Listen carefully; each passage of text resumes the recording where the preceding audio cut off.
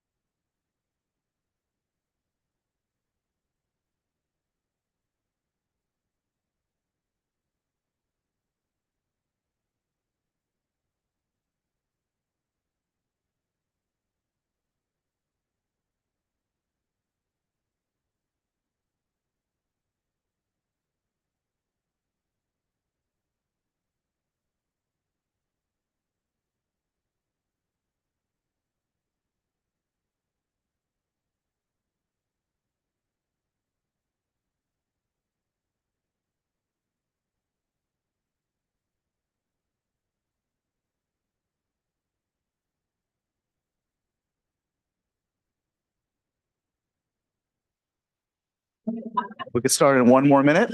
1 more minute.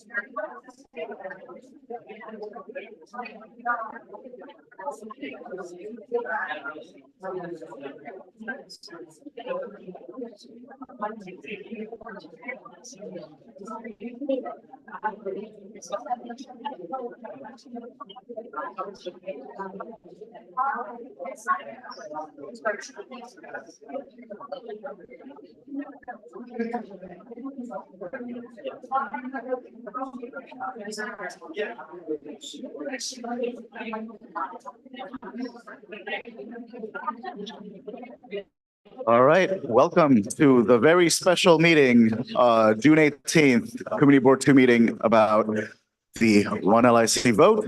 As a reminder, no comments about One LIC today. Can people hear me on Zoom? Okay, I think yeah, you can hear me now, right? All right, we will start with the Pledge of Allegiance. I pledge allegiance to the flag of the United States of America, to the republic for which it stands, one nation, indivisible, with liberty and justice for all. Awesome, thank you so much. We'll go right into comments and reports from our public officials and the representatives.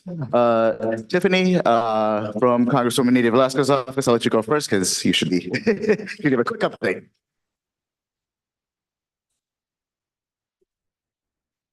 Thank you so much. Good evening, CB2. How are you tonight? Just wanted to give really quick updates because I know there's a really important agenda tonight. I wanted to talk a little bit about the Congressional App Challenge. This is something that the Congresswoman is doing this summer.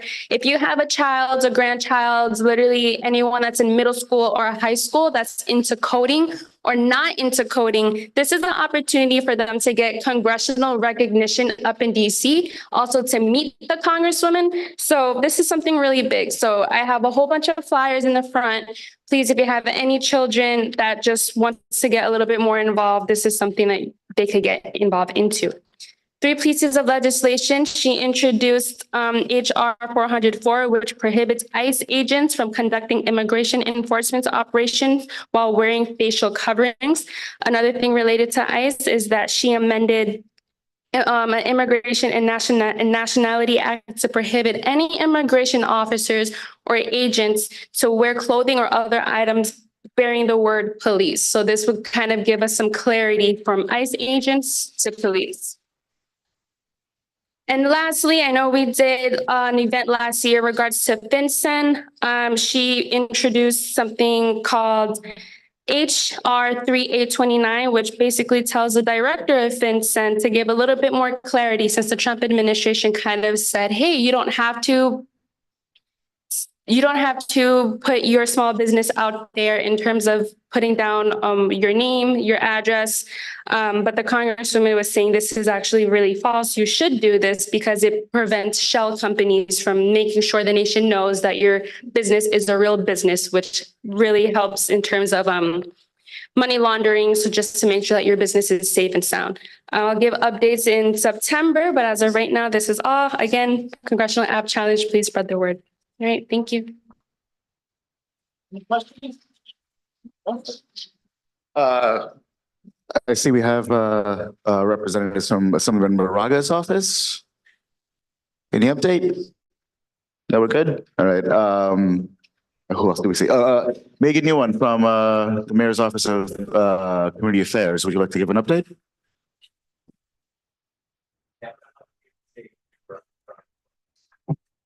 Sorry, what's up? Jamie, progress office online. Okay, sure. Yeah, Jamie, whenever you're ready, you can unmute yourself, come on camera.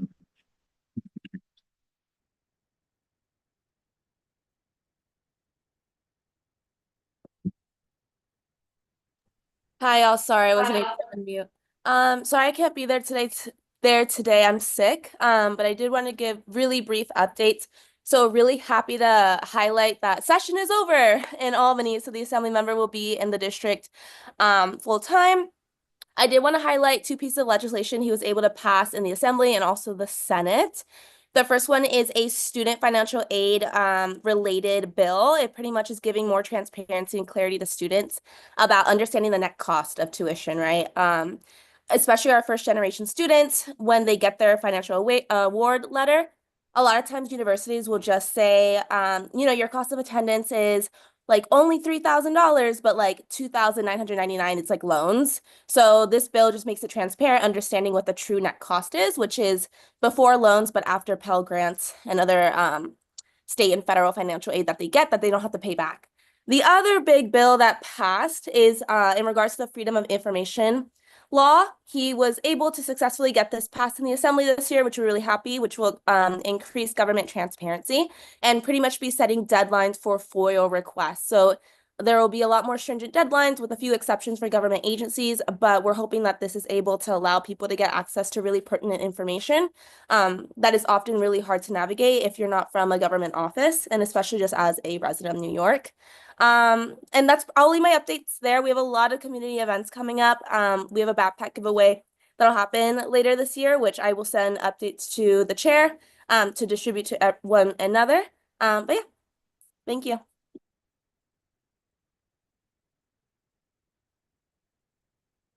Any questions for Jamie?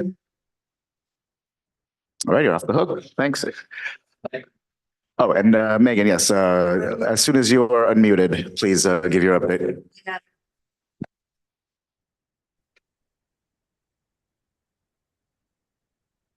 Hi, good evening, everyone. I'm sorry that I cannot be there in person, but I just want to share very quick update is that Mayor and NYPD Commissioner, they announced this Quality of Life Division is created a new division. It's called Quality of Life Division. It's going to be the citywide division. So Quality of Life Division is going to be addressed the non-emergency 311 complaints calls, such as noise complaints, illegal parking, homelessness. It's going to be the citywide again. So it's going to be, the goal is to enhance the trust between the communities and NYPD. And also another update is since last year, May 2024, city has shut down nearly 1,400 illegal smoke shops and seized over 95 million illegal product tax from those stores. And recently, city has been working with those landlords to reopen the previously sealed and vacant stores, allow them to either to apply, operate as the legal cannabis store or different types of the business. And that's it. I hope everyone had a happy summer. Thank you.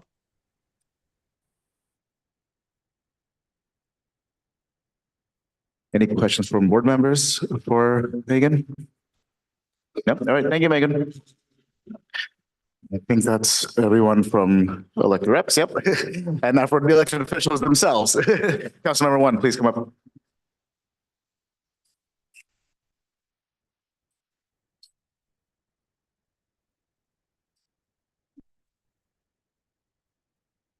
Good evening, everybody. It's so good to see you all. There's a lot of orange shirts here. Thank you to the carpenters for being here. And I think I saw one other union member walking out as well.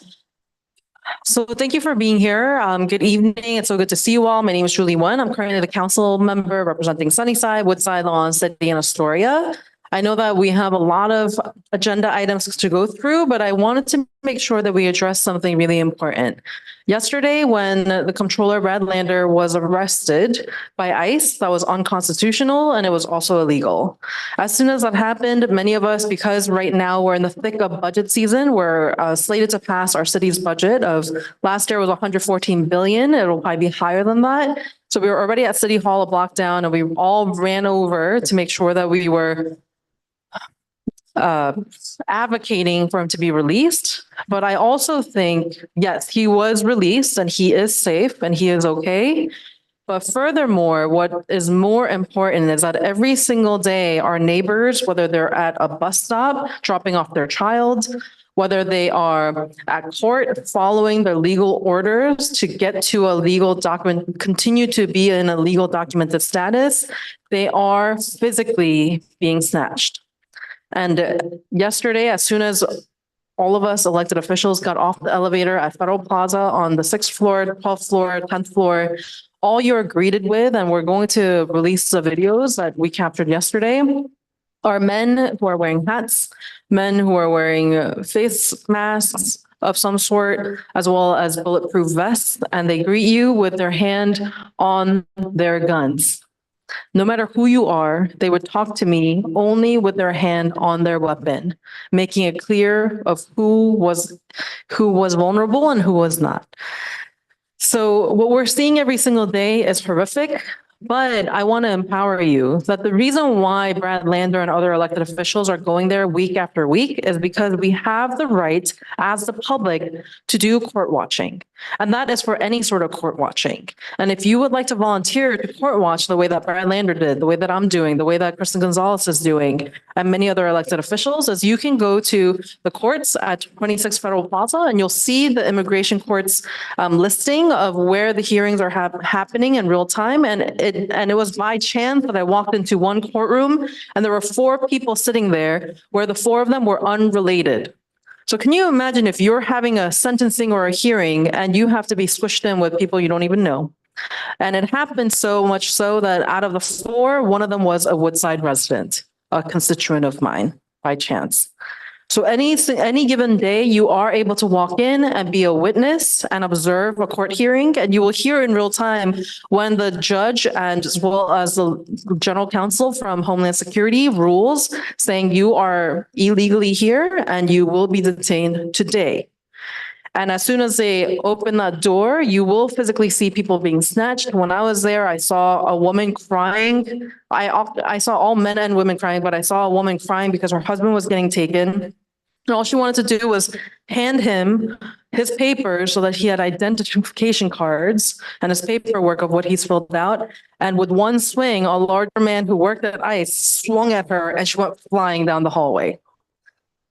So if you would like, and this is not for the faint of heart, like don't come for fun. This is not for a photo op. If you want to come and you want to protect your neighbors and there's more strength in numbers, we are able to create barricades of human bodies to assist these folks to safely leave Federal Plaza outside without getting detained so that they can return for their following court date, et cetera, et cetera. So if you are looking to if you're interested in volunteering, I'm going to be putting out a larger public notice to start to create volunteer shifts at Federal Plaza to do court watching where people are getting snatched on a daily basis. We will help organize that. So that's one.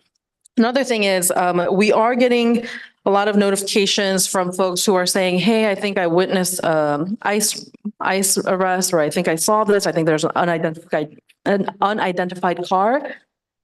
So far, even today, I got a message of a photo of a vehicle which was tinted glass and black.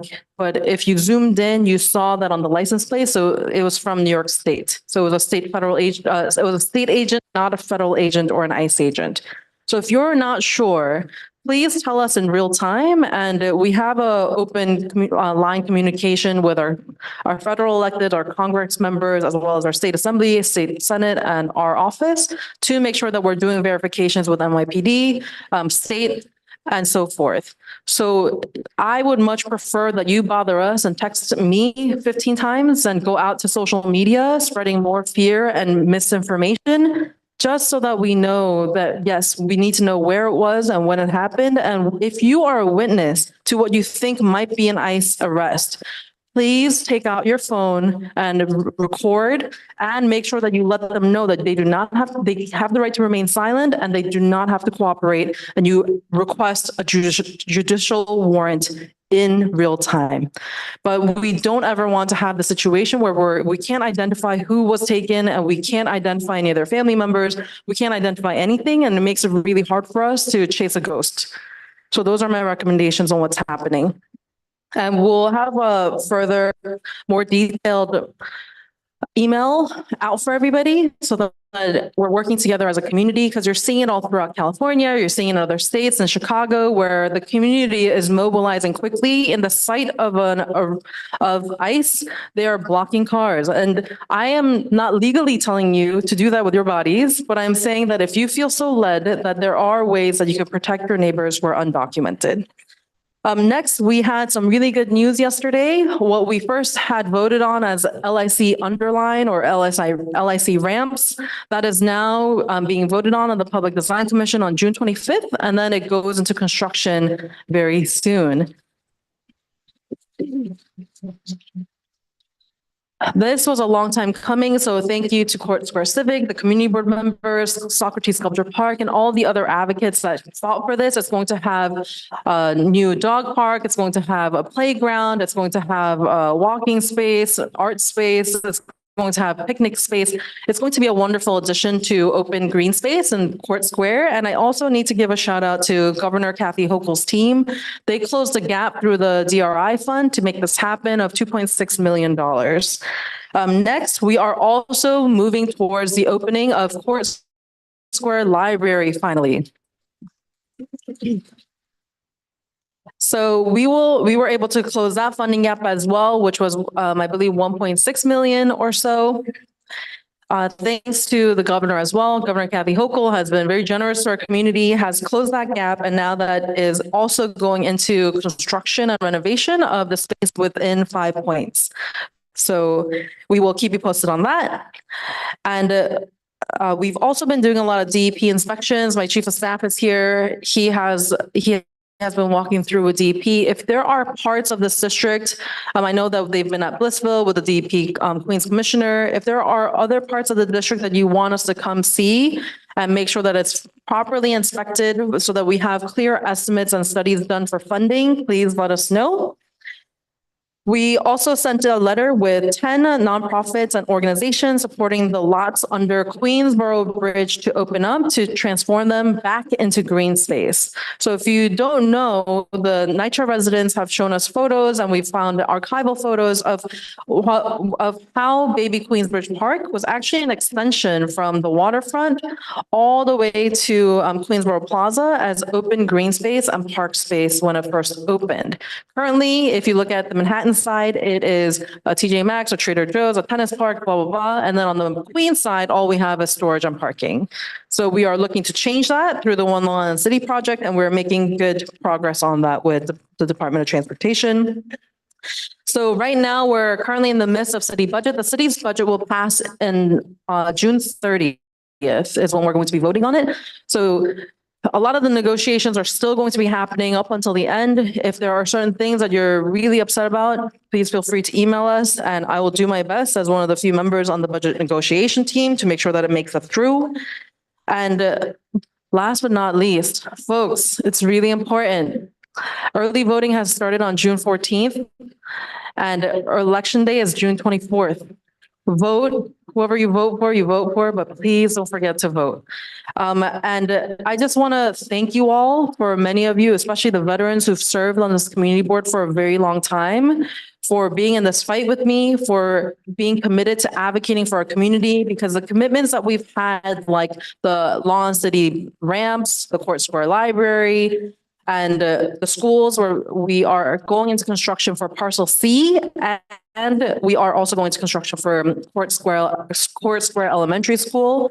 And we're currently in the midst of siting a new middle school, as well as 2 elementary schools. And we're also looking to site a new location for the high school for BSGE, who has been advocating extremely hard for. So know that your advocacy doesn't go unheard. We hear you. And that's why tonight's vote for One Long Island City is so important, because what you all tell me, and I hope that I've continued to gain your trust within the last 4 years that I've been in office, that when you tell me, Julie, this is not it, I listen. And when you tell me this is what we want, I listen. And when you say we're going to continue to fight, we fight. So I hope you can continue to trust me that we will be in the trenches together until it comes to the city council for a vote.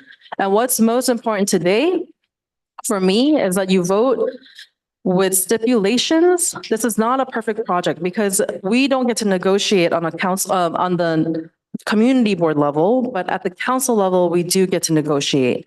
And the difference between this project and a private rezoning is that a neighborhood rezoning is a negotiation with the city of New York as well as the developers.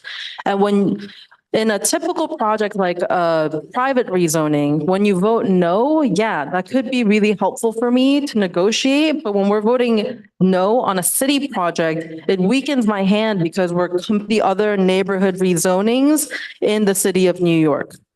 And when we negotiate with the city of New York, we're negotiating for the parks, sewage, plumbing, HPDs, subsidies so that we can build more affordable housing on public land and so much more. So I really request, and I hope that you could trust that voting yes and with stipulations, but clear stipulations will help me push over the edge to make sure that we get the best project we possibly can through this neighborhood rezoning. So I'll be here on the side and DCP is here, my team is here. If you have questions before vote, comfortable, ask them publicly and I will answer them. If you want to ask me privately, come and chat with me over there. Thank you so much. Thank you. Questions? Warren.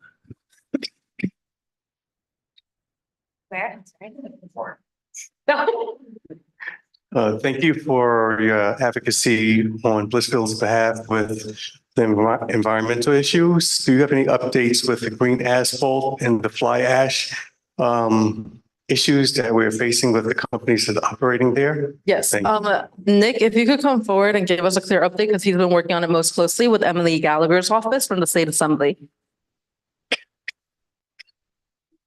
Hey, Warren. So essentially we met with the state Department of Environmental Conservation a couple of days ago to both do regular inspections for green asphalt to see if they're violating anything under existing statutes with the air. But then also to expedite their plan, they're going to be raising, I think you've heard this before, Warren, I know, raising the actual stacks on that site, which they expect to help dramatically with the air quality. So their, state is working with them on those two pieces. I think that, we've been told like end of June, we should start to see changes. So we're going to hold them to that. But state is definitely being very responsive. So we're happy we're getting them on the ground to actually do the work, to do testing. Willits from Newtown Creek Alliance has been great in supplying like his sort of ad hoc tests of the air quality. And I think that's informed a lot for the state to what they actually have to do to ensure that they're mitigating the pollution there. So I expect to see changes soon. That's sort of the update of where we're at now. And again, don't forget the fly ash, but I'll speak to you offline. Definitely. We're totally working on that too. Yeah. And we just find it horrific that this is happening all throughout the city, because we also met with Gowanus's recycling center as well. That it's very ironic that they call themselves recycling, but then they're polluting all at the same time to recycle. So we're going to figure out a long-term solution on how to resolve it. And that actually reminds me, Senator Gianaris was able to pass the bill for which came out of the A&E fire, making it responsible for landlords if they were found after the inspection that they were responsible for the fire, that they are responsible for the payment of rent until your future apartment or your former apartment is back online. And on June 30th, I will be passing the city resolution for that as well. So we hope to see that formed into law, hopefully in the near future. And we're also going to be passing a law on June 30th on notarial fraud, which is what you're going to see if you ever go to a court watch, you will hear over and over again, which is that people ask you, have you gotten a lawyer? That's what the judge will ask you. And then they'll translate it in Spanish. And every single person says, yes, I did.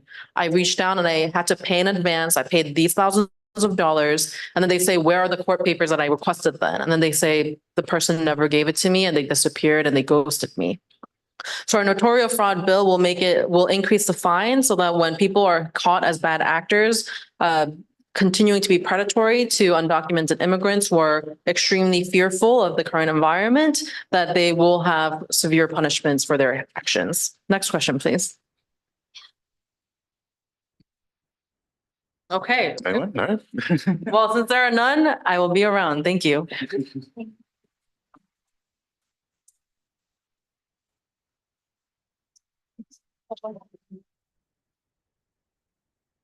Okay, we will take two public comment. Pat Dorfman did run here with a bunch of flyers. So if you are interested, please go over and take one. It's at that table over there. 2 minutes, no comments about ONLIC. We've made 21. We had 4 hours of public comment.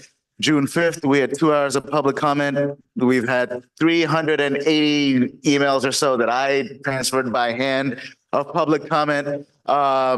So I'm good on public comment on ONLIC.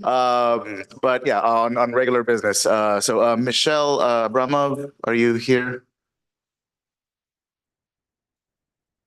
Yeah, if you want to come up, please. And then Rabbi Weinberg.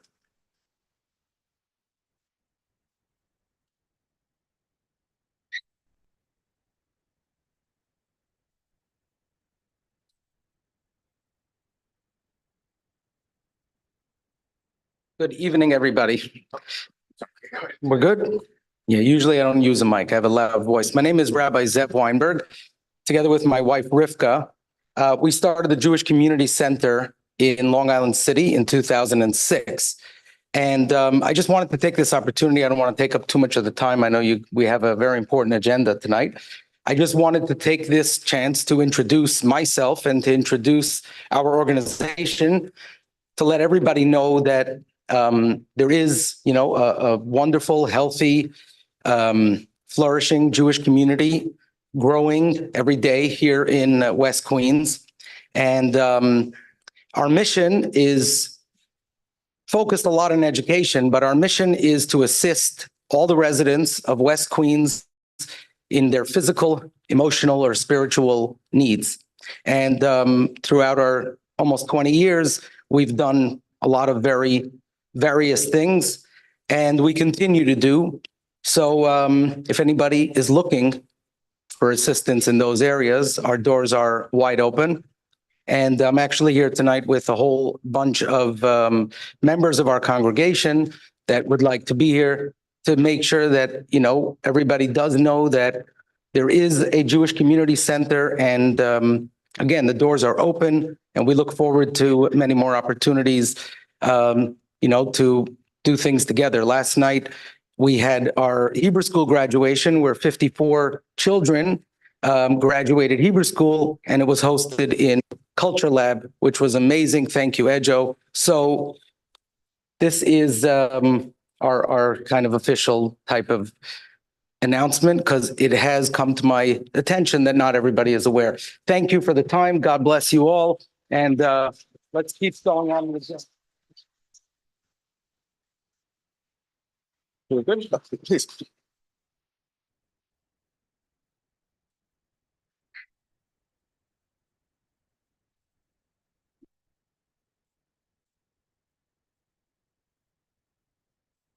My first time doing this. Hello, everyone. So I let the rabbi go first. I have 2 minutes. Okay. I'm really here to send a message of disappointment. There were anti-Zionist propaganda messages about ONLIC. We're not talking about the project, but the message itself that this council just left unaddressed.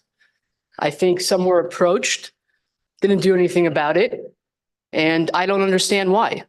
But I also want to remind everyone, history will be remembered.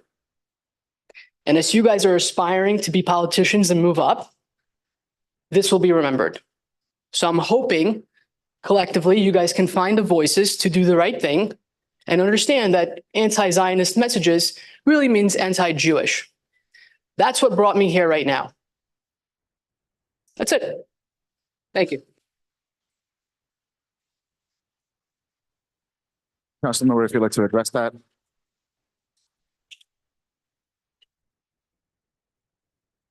Thank you so much to the rabbi and the speaker that just spoke.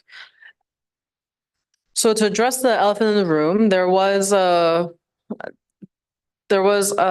text messages and emails that have gone out en masse that we were notified about. And we spoke to the press saying that it is anti-Semitic. And I also listed out the reasons why. And we have been working, we invited the Mayor's Office of Anti-Semitism to be there presently to make sure that it was clear that it is not okay. I believe that the Borough President's Office, the Mayor's Office, and the Office of Anti-Semitism has worked to identify that individual.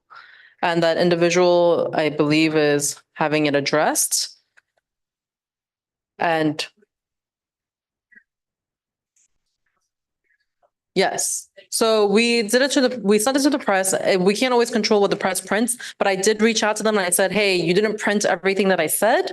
So I'm happy to release a public statement on all of our social media, and it'll be part of our email listserv saying that what they said about the TFC family, naming each of them and targeting them, was extremely inappropriate. TFC is not part of the One Law Island City project. To pick one random Jewish landlord in Long Island City because of the fact that they're Jewish is really harmful. It is anti-Semitic, it is anti-Jewish, and it's extremely scary and worrisome. And I know that there are other members of this board who has spoken to me about it privately, but as you know, in this environment, not everyone is comfortable saying it publicly because they fear for their own safety.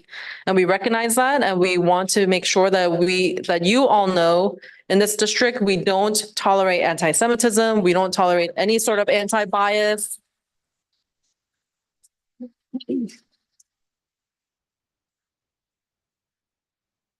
And my office is open. We're continuing to schedule meetings with local rabbis that have reached out, and we're happy to address it if you want. We can we can create a anti-Semitism task force as well, so that we have a clear, strong standing in this district. And we will continue to address it. We have always responded less than 24 hours very quickly if there's ever graffiti that was anti-Semitic or any sort of public message that was anti-Semitic, and we've condemned it, and we will continue to do so. I apologize on behalf of this rogue individual and the organization that was affiliated with them for their behavior. And I have seen that it has stopped, but it is still not okay because there hasn't been ownership or responsibility from those individuals for their behavior. So thank you for your bravery, for being here, and for speaking out, because if we don't say it, then it goes in silence. And we do not want, we do not want that repeated ever. Yeah. We don't want that repeated ever again, and we will make sure that we will be even stronger in our public criticism of it. Thank you. Thank you, Councilmember One. Any other general public comments for 2 minutes? One more, yes, if you want to, you got to run all the way.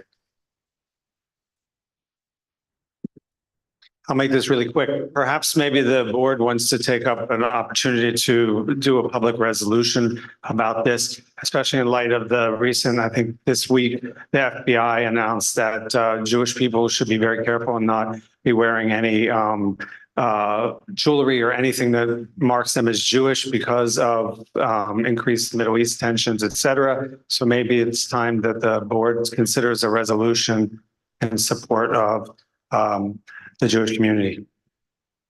We did it in 2021. We should do it now. Thank you. Right. Thank you, Maury. Thanks everyone for bringing that up. And if there are no other public comments, we will move ahead with board business, starting with attendance. Folks online, please raise your hand, or can they raise their hand? All right, but well, great, perfect. Okay, so keep your hand raised. And I guess today okay, all right. We're just being very careful because there was an incident at the beginning of the meeting. So, Dr. Ross, please. Well, I am back. I was once secretary. I once did this. Ryan isn't able to be here, so I get to call the roll. And we start with Amparo Abel Bay, Nellie Afshar, Anatole Ashraf, Present. John Bahia, absent, Anne Marie Baranowski, Carisha Batan, Nicholas Berkowitz, Danielle Brecker, Carlos Castel Croak.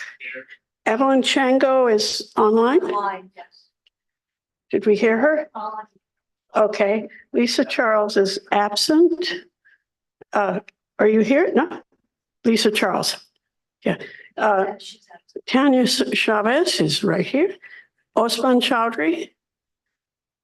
Online, I think. Yeah. Did he? Okay. Stephen Cooper. Here. Warren Davis. Lisa Deller. There's a Lisa online. She's online virtual. Okay. And there we go. And Maury Galvanoy. I'm here. Alexandra Gonzalez. Online. Okay. Camille Gray. Kenneth Greenberg. Corey Hannigan. Mohammed Hassan.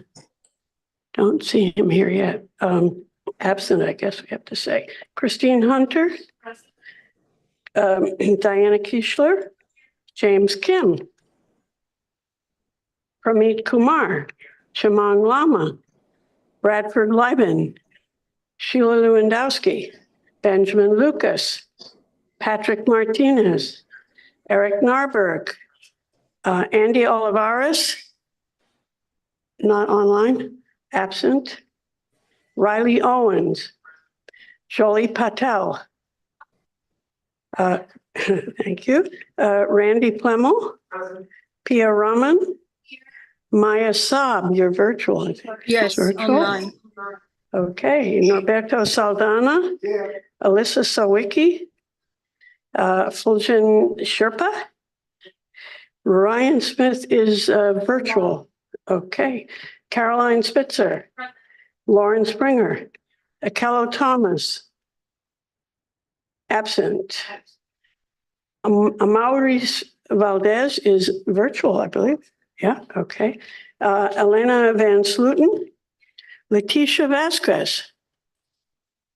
Absent. Michael Zurab. Okay, and I would dare say we have a quorum. I am thrilled. I've never seen this type of attendance. Thank you so much. I guess we get that. All righty, so we'll get to the matter at hand. And before we do, I'd like to do some talking and then not do some talking and then talk as part of the discussion. Some of you have heard me say this before. I just want to set the stage, right? Kind of say some truths and what this is, what this isn't. Councilmember One laid some context for us, but we're here, right? After 18 long months, we're here. After countless hours of meetings, including at least hundreds of collective hours of everyone who was involved with the working group, all the meetings we've done since then. There's from me sending out things at midnight, me sending out things at 9 p.m. 368 emails by hand. We're here. So it's time to vote based on the facts, the legal commitments, what's actually real and achievable, not on noise or misinformation. So to set the stage, what's different this time? Councilmember One did also say it's a city application and not a typical ULURP, not a typical 10-story thing trying to go to 15 stories as part of the private process. This is a plan in context, right? And compared to 2001, your LIC Innovation Queens, CB2 has demanded a comprehensive plan in the past. And like it or not, we have one. The plan includes mandatory inclusionary housing. So it's not a handshake deal, but a legally binding permanent requirement. That's a first for LIC. That is not how general affordable housing works right now, and it's never existed in LIC before. At least 3,500 affordable units for families making up to $70,000 per year with rents around $2,100 forever. And that's just the floor. Through ULURP, through the process, through the council members' help, we can push for even more. It protects and enhances the industrial business zone, including real infrastructure investments, stormwater upgrades, sewage capacity, climate resiliency, and brings in tax revenue at a time where we must generate it mostly within the city and state. Because that's the climate we're in right now. We push for more 2- and 3-bedroom units for families in our conditions, and Pramit will talk more about the conditions. On the public land where we have the most leverage, we've called for senior housing, supportive housing, and deeply affordable housing, and that's baked into our conditions. And then from a demographic standpoint, think of who this helps. Formerly homeless people like me, everyone who qualifies to apply on Housing Connect. And speaking specifically to millennials and Gen Z in the room, this is our chance. We've grown up watching housing become unaffordable while previous generations shaped policy without us. We've been uniquely hurt, both from rampant corporate interests building uncontrollably and pro-landlord groups saying no to everything and choking the housing supply. Now is our chance to vote for what we want for ourselves with a controlled plan for housing and development and everything else. We want permanence, security, schools, parks, jobs, transit, a real community. I'm going to rent forever, most likely, but I want to grow old and die in this district. I want my daughter to grow old and grow old here. Caught myself. Sorry, babe. This vote could make that possible. Could make it possible for me to die here. Are there trade-offs? Yes. There's climate costs, impacts on the projects, the housing projects, and we've built those concerns into our recommendations. We're not ignoring them. We're addressing them. And let's be honest, the genie is out of the bottle. LIC has changed and changing, and that has effects for Sunnyside and Woodside and out east. Without this, we get the towers anyway, with zero benefits, zero deep affordability or permanent affordability. That's the status quo. The current status quo protects developers and landlords and not the rest of us. Our conditions, we've spent dozens of hours developing concrete, actionable conditions. And at this point, a yes with conditions, just like CB1 did and just like the council member referred to, means that from all the legitimate, all the levers that we built as part of the process, from me being on the community benefits agreement process that I mentioned, and more to share as soon as that's ready to share. Once the lawyers are done, to Council Member 1, to Queens Board President Richards, to the City Council, everyone will know our conditions and we will fight for them every step of the way. Even if just 40% of these things happen, of what's in our document happen, that's a win for generations, and we wouldn't get that otherwise. We can all talk about what a no vote means. It means rejecting hundreds of neighbors. The 368 comments from families, students, artists, nonprofits, communities of color who testified asking exactly for a controlled, comprehensive plan like this. And we'd be saying no to potentially 4,000 affordable homes, if not more, for future generations. And no to all of these tools that we have to fight for these benefits. So let's bring this home for the people who are already here, and for the people who will not stop coming here no matter how hard we try. Because it's our fault. We made LIC desirable. Whoops. Yeah, so we have a chance here to shape the next big chance to shape LIC's future, CB2's future. I'm an elder millennial, but my future as well. And yeah, let's not waste it. So for me, over to you.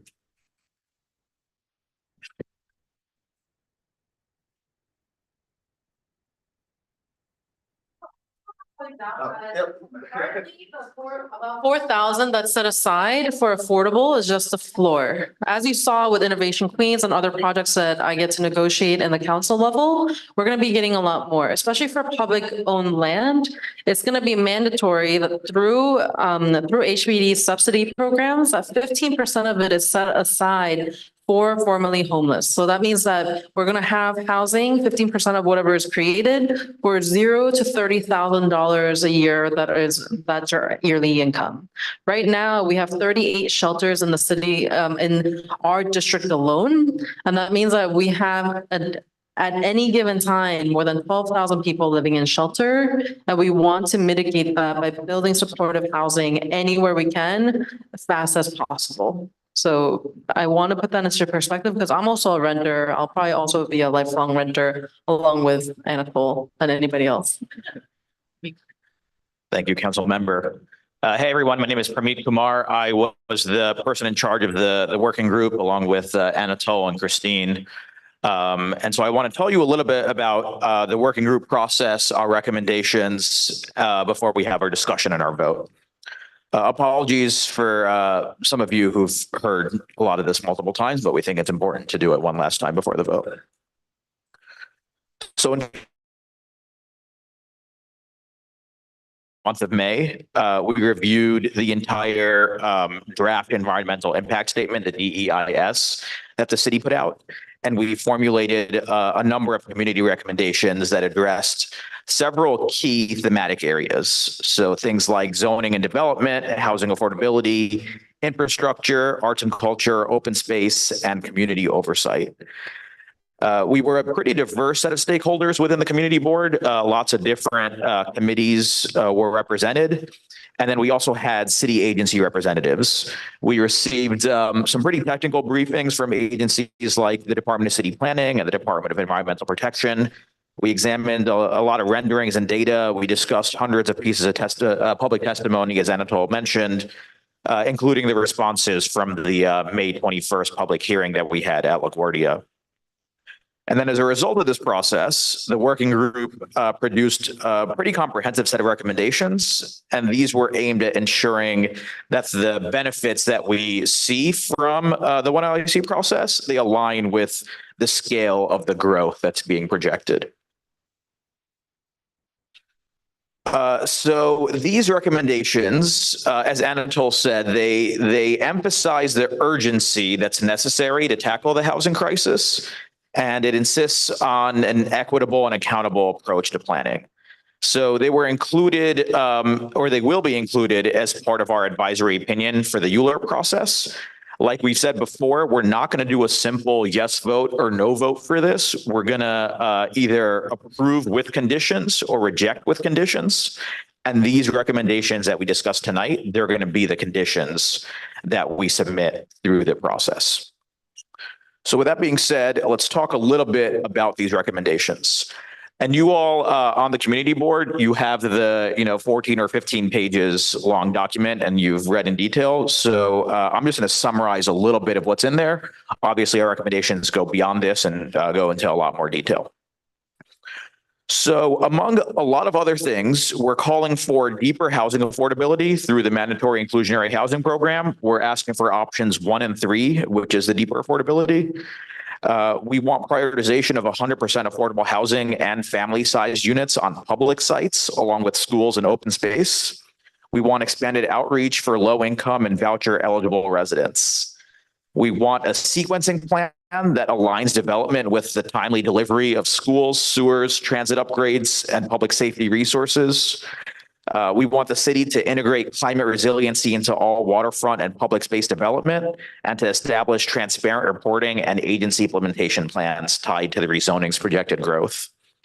We want to expand and improve public open space by formalizing stronger design and accessibility standards in the waterfront access plan. We want to commit to new neighborhood parks. We want to convert underutilized parcels into public green space. We're also advocating for zoning incentives to support local arts and culture, including floor area bonuses and designated affordable cultural spaces. We're also proposing calibrated zoning to steer developers toward using the incentives. And we're also asking to replace the unlimited height allowances with defined limits. And then lastly, we're calling for strong oversight, including, as Anatol mentioned, a community committee with quarterly meetings and an annual progress report backed by a post-ULURP memorandum of understanding to formalize city accountability and maintain public trust throughout the implementation process. So these were all of the initial recommendations that we rolled out at our last June 5th community board meeting. And since then, lots of you who weren't part of the working group process responded with additional ideas, which were wonderful.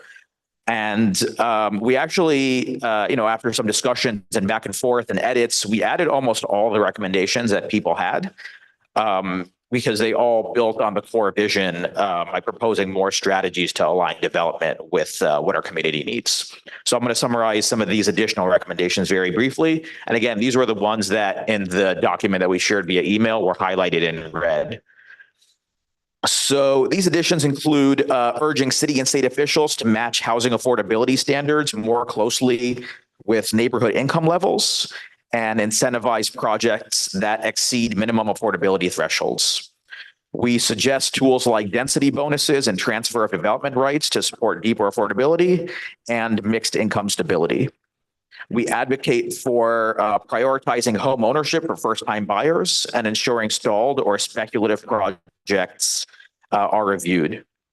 Recognizing environmental and equity issues, we call for investment in Blissville, inclusion of a large public outdoor pool, and conversion of city-owned parcels under the Queensboro Bridge into climate-resilient parkland. We propose an art fund funded by a surcharge on market rate housing to support local artists and cultural nonprofits. Related to the industrial business zone, we emphasize retaining its identity through cautious zoning changes and supportive policies for small businesses. We recommend downzoning certain manufacturing areas while using targeted FAR bonuses to incentivize affordable space for artisans and makers. To address commercial displacement, we urge rent monitoring, targeted grants, and property tax relief for local business owners. We also promote pedestrian-friendly shared streets and incentivized food retail in underserved areas, including prioritizing a green market and increased access to fresh food, especially around NYCHA sites. Lastly, we call for developers to fund the creation of a community benefit agreement and direct a portion of gains from new development toward reinvestment in public housing and local infrastructure, particularly to Queensbridge houses. And basically all of these additional conditions, they reinforce the principle that the growth needs to deliver lasting community value. And as I said, Anatole has emailed all this out to you, so you should have had an opportunity to review it. There's one additional recommendation that we want to add last minute, so I want to make sure that you all get to see this. So we learned recently of a MoMA PS1 capital project. So this is an undertaking that they're doing to help address some of the open space concerns that we've raised. So let me just read this recommendation out loud so everyone has it. It is to include the MoMA PS1 courtyard and plaza access renovation project as a priority capital investment. This project proposes transforming the PS1 courtyard into a more accessible, flexible public space that supports both cultural programming and everyday community use. This investment would enhance MoMA PS1's role as a major cultural anchor in LIC and respond directly to community priorities for more public open space and sustained support for the arts. We strongly encourage DCP and partner agencies to recognize this project as a vital component of the One LIC vision. So you can all consider this recommendation as part of the overall suite of recommendations. Cool. So with all that being said, what we're going to do now is we're going to vote on the One LIC plan as part of the ULURP process. So again, just a little bit of background. I do this every time. After our vote, and a reminder, our vote is an advisory opinion. This plan is going to move to the Queensborough president for a 30-day review. There's actually a public hearing that the Queensborough president is hosting on Thursday, June 26th. So we encourage people to show up and testify if they want. After that, there's going to be a 60-day review by the City Planning Commission. And then after that, the City Council will have 50 days to make the final decision. And just so you all know, you might have heard this, yesterday, Queens Community Board 1 voted to approve the One LIC plan with conditions. And as background for our board and our recommendations, the Land Use and Housing Committee's recommendation was to approve the One LIC plan with conditions. Steve. Move to be adopt recommendations of the committee. So wait for the mic, but yeah. Yes, I move formally that we adopt the recommendations of the committee as published on last night at 9 p.m. by Anatole and is amended today by you. Nick. All right, time for discussion. Discussion, and I'd like to clarify a couple of things, because I think the community benefits agreement, that was specifically for, we were asking any developer who wants to be involved in this project to pay the legal fees for a community benefits agreement.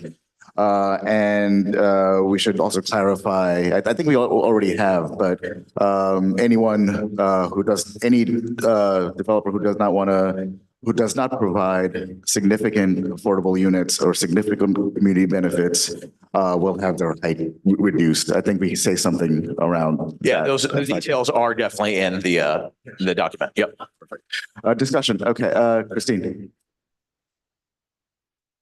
I'm sorry, can you clarify who would require the developers to pay in or can you clarify what you just said about the community benefits agreement? I'm hearing this for the first time. Yeah, you mean the legal fees for the CBA process? The legal fees for CBA, and the developers would somehow be penalized if they don't pay in. I just don't understand this. I don't, and I'm not sure anybody. I don't know if anybody else is familiar with it. Councilman would like to address that?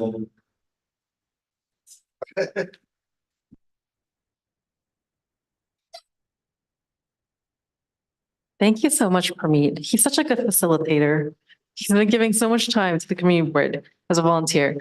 So what we are proposing is what other projects have done in Gowanus and other neighborhood rezonings, where We're going to have to find a nonprofit that either has an in-house general counsel with no conflicts of interest, which a lot of large nonprofits have, because I'm an ex officio member, or the mayor is also the ex officio member, and the borough president is also the ex officio member, which means that that's a conflict of interest, and those people cannot be the community-based agreement holder. And I legally cannot be part of the community-based agreement, but someone like Anatole can create a community-based agreement with a task force of nonprofits and cultural organizations and others who will benefit, and they will have a legal representation. And it's something that we are currently working on, almost getting signed for Innovation Queens as well. But this one, I think you guys should do it before the vote, to make sure that there are legal accountability for the organization that is the main holder of the CBA to sue in the case that these commitments are not delivered on time. And can you describe the process by which you envision these benefits being determined and how they would relate to the recommendations in our, the recommendations that we are voting on to, that we've assembled? Because I mean, there's just a leap there that I'm not understanding how we get. Sure. So what we did. Benefit agreement. Understood. What we did for Innovation Queens is we went through all of the negotiations and we came to an agreement on what I was voting for. By the time we voted, we had Variety Boys and Girls Club, who became the main legal holder of the CBA.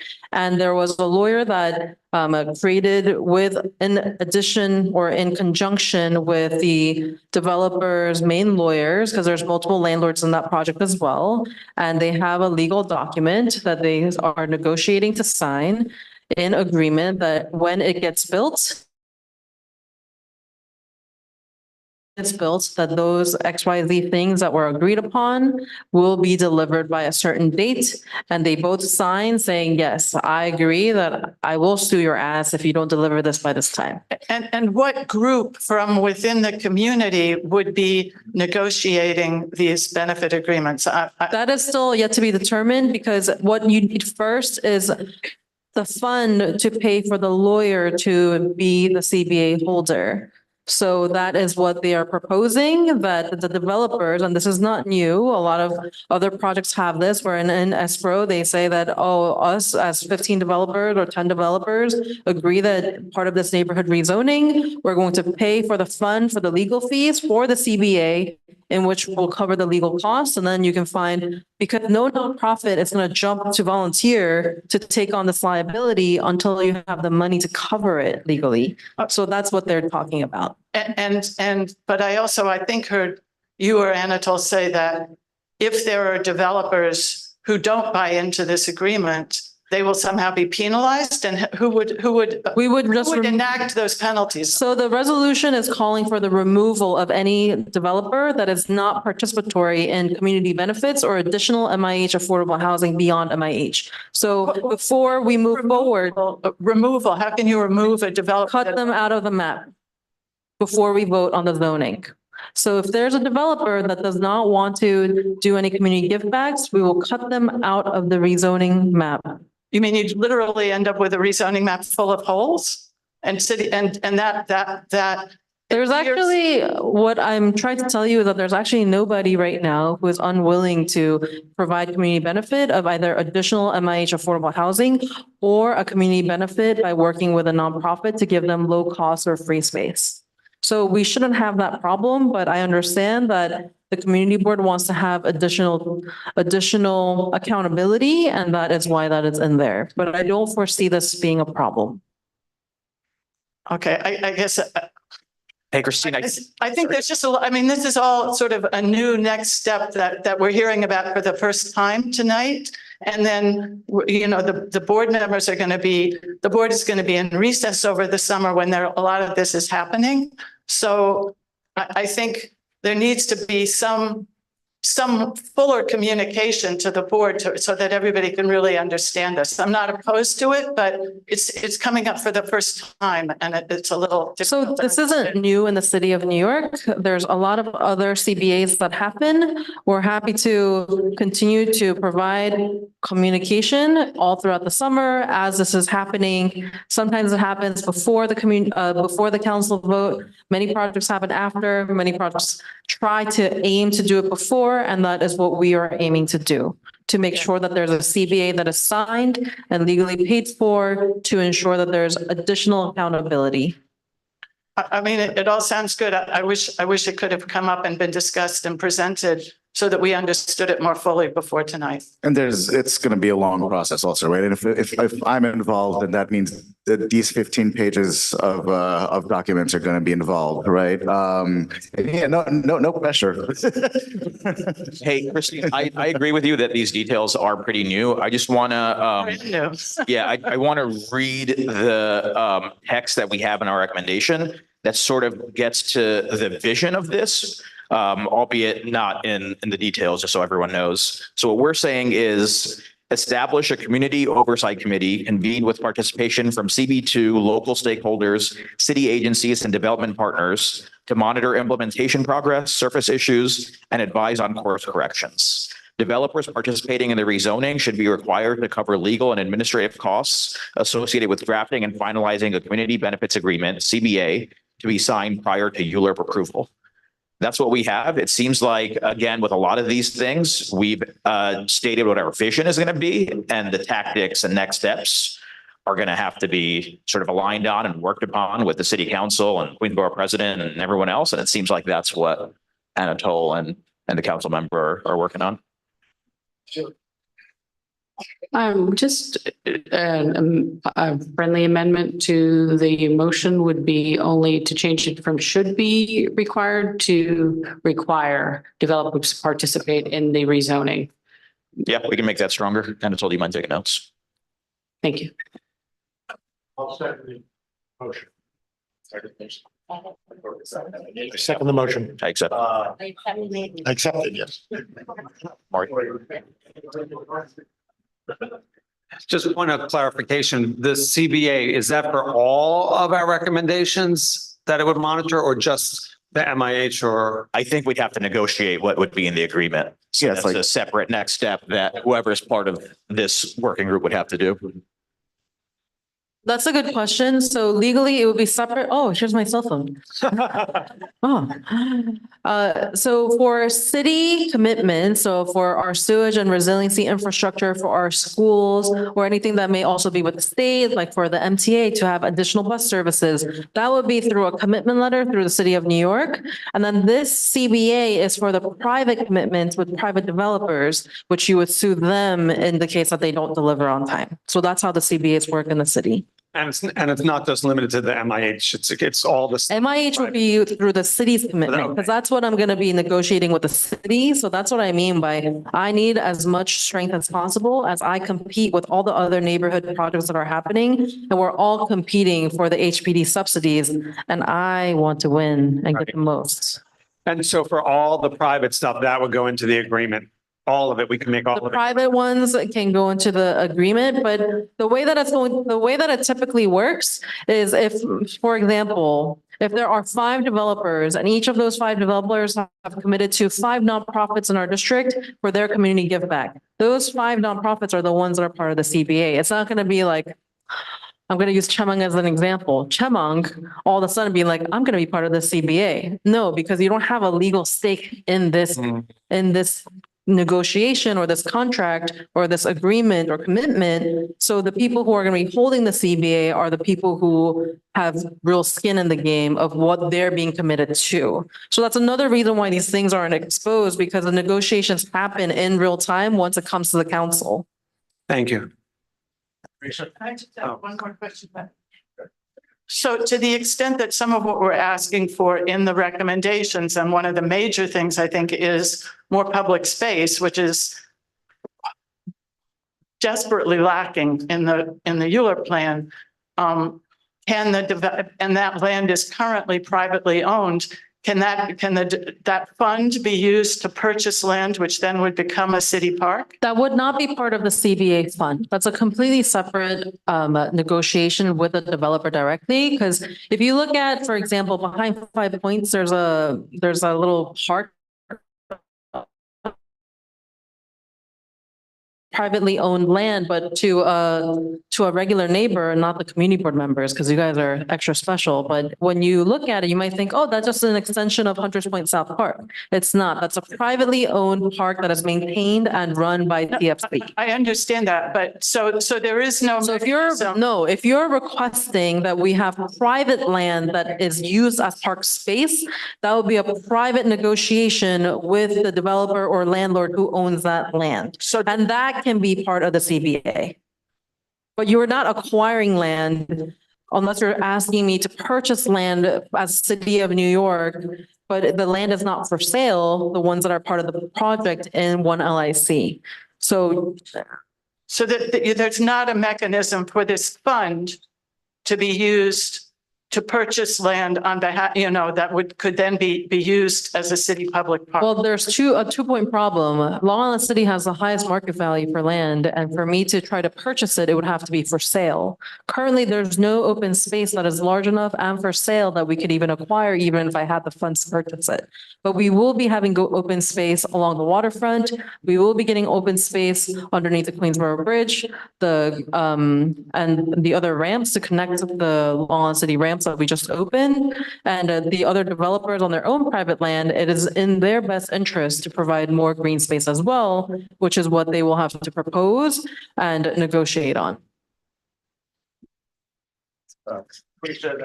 Yeah, two quick questions. So this CBA working group, are these going to be members who are going to be part of this agreement, like the nonprofits you were speaking of and those who have skin in the game within that document? Yeah, any nonprofit that's going to be getting privates from a private developer space at low cost or whatever it may be, it may be in your best interest to have a private MOU and what else legal measures you want to take, or you could be part of the CBA or both. Okay, and then the goal here is to have this in place before it comes to city council in the fall. That is what we would ideally recommend. Okay. But it doesn't always happen. A lot of neighborhood rezoning, because it's so large and there's so many stakeholders, sometimes it happens after the rezoning passes. Okay. But what's most important is that you have the fees to pay for the lawyer to negotiate it. And what are we talking about? Like how much are we talking about in terms of fees? We don't know yet. Okay, got it. Diana.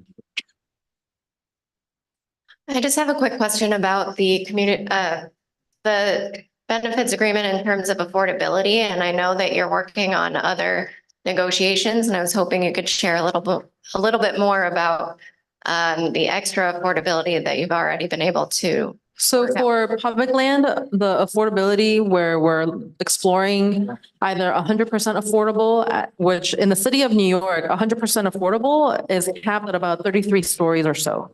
Right now in Long Island City, you have something like Gotham Point, which is 70% affordable or 80% affordable with subsidized by market rate, the remainder of 30 to 20. But you get a lot more units because if you're providing thousands of units at 70 something stories, why would you forego more than half of that to build 33 stories at 100%. So those are the things that will be financially reviewed by the city of New York for Long Island City. But my end goal is to build as much affordable housing at the lowest AMI that we possibly can take and to create a mixed income community. So that's going to be in the city negotiations. For private developers, as you heard Chair Ashraf say, that we are requesting that you bite the bullet and either you are going to give significant community benefits and community space, or you will take additional affordable housing in addition to MIH. So beyond MIH, at least 5% to have homeless set aside for our community because of the number of shelters that we have. So in terms of those private developments, do you have specific numbers yet that you can share on? No, because the developers themselves have not created proposals depending on whether this rezoning passes or not. If you yourself are a developer and this rezoning has failed 4 times, would you spend a lot of money for an architect? And where will you find investors if nobody believes that this will pass or not? because it's failed 4 times before us. This is our 5th try. So not all of them have it, some of them do, and the ones that do have a more concrete plan than others. Okay, thank you. Yeah, but it'll definitely be the additional affordable housing for homeless set aside will definitely be part of the CBA if it's private land. But it'll be in both private and public land. Hey, before we go to the next question, I do want to quickly interject. This is a really good discussion, but the point of our resolution is to influence the city council member and to influence the city and the Queensborough president and everyone else, and not the other way around. So these are all really good things that the council member is proposing. But remember that our set of recommendations is much more comprehensive, much broader than just this one point about the CBA and the funding that we might need for it. Exactly. So feel free to continue asking questions, but I just wanted to say that. Yeah, Tanya? I do have a question for council member first and then one extra suggestion. So we saw your negotiation with Innovation Queens and we have a lot of faith that you would get more affordable housing, that more MIH than what we are expecting. Would it be possible? You just said that there's nothing on sale for green space. Would you be open in these conversations to also negotiate more green space? So you're going to get us funding to buy that land. It's not about getting funding because I as a legislator, no legislator can get an earmark for funding without having something to purchase or allocate it to. So if you want to do me a favor, because I've been asking for Sunnyside as well, find me land for sale in Sunnyside South. I will purchase it tomorrow. I will. Like, please, I've been asking everybody. For Law in the City, same thing. Please help me find land that we can purchase, that we can get it done. What our problem is, the Parks Department simply cannot find land to purchase, but they are squatting on land that is park owned and parking there. So we're taking that back and making that back into a park. Okay, thank you. And my other thing was, in our recommendations, I feel like we have done good. I'm gonna say I'm happy, not fully happy, since we just heard these 2 points from council member. Could we increase in our ask in the 12 pages? Can we increase for more acres? And could we increase the MIH? So we do have a very specific ask in our recommendations for at least a 2-acre park in Court Square. So we do make that ask very explicitly. That's the minimum required, right? So can we just ask? It's a minimum ask. It's a realistic ask, I think. For a minimum acre park, we would still be at the bottom of the scale on open space per person. Yeah. Yeah. So it's a minimum ask, minimum realistic ask, but just for the repeating for the Zoom, but it would be still at the lower end of. If it would make you feel better, I think a friendly amendment would be to include a line in there that Long Island City over time needs to get to the parity that the city sort of asks for, or, suggests for minimum park land per acre per person. So that's a line you could definitely add in there. Yeah. Yeah. Oh, sorry. Yeah, sorry, it's Steve's motion. So was there an amendment? And, friendly amendment, you accept it? Sure. Steve accepts it. Authority to have some tests. Yeah, just so you know, Who seconded that? It's friendly amendment. Danielle. as a mom of 2 young kids, my kids won't go to sleep unless they run around for like 2 hours. So green space is extremely important to me.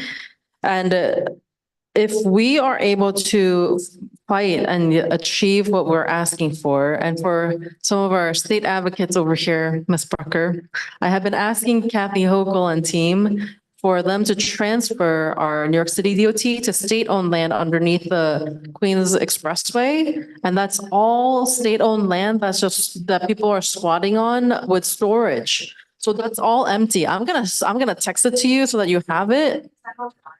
It's okay. I'm gonna text it to you so that you have it. But if we are successful in regaining all of the space that we have currently outlined, we would get 370,000 square feet, or we would get 6.5 football fields of green space and open space. So that's what we're aiming for, and that's the floor, because that's only for publicly owned land. For private owned land, there's not going to be any developer who's like just trying to build on concrete. They know that they also have to provide open space, and they have been tasked with figuring out how to make it so that it's family sized. So we're focused on 2 to 5 bedrooms, not 1 bedrooms and studios. Whoever has their hand up on Zoom, please change your name first. And it doesn't, is it Lisa Deller? Or Lisa Charles? Okay.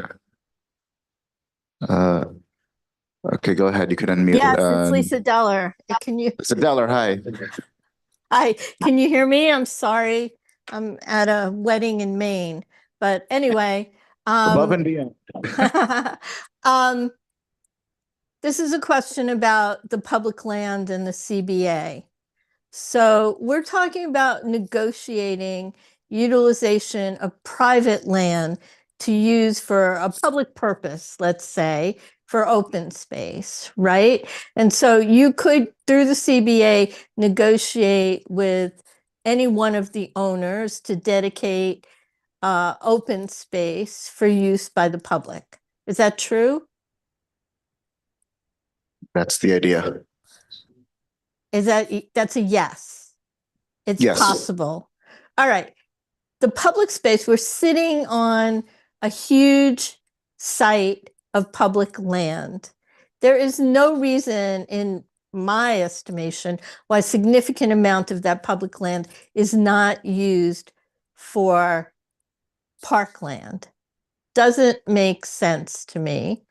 What is the vehicle for utilizing that public land for open space? Lisa, that is part of our recommendations, something that we were. What's the tool, Prameet? What's the tool for the city to convert some of that to public space? Correct. I think just an RFP that includes that as one of the requirements. Yeah. And they could designate it in the zoning map. Right. Why is that not in the zoning, that space would be used DCP for has an open answer. space? Hi, everybody. I'm Lara Marita with DCP. So the way that it works for publicly owned land is that we're allowing for multiple uses through the zoning. And then right now we have a request for information out to understand the uses of the land. How can we make a project work? Right now it will allow for open space, housing, mixes of different uses, but that will all be included in when we actually put out a request for proposals to build on the land. But that is not something that that'll be a separate process that we're working towards. Christine, you want to come up here? No, an alternate.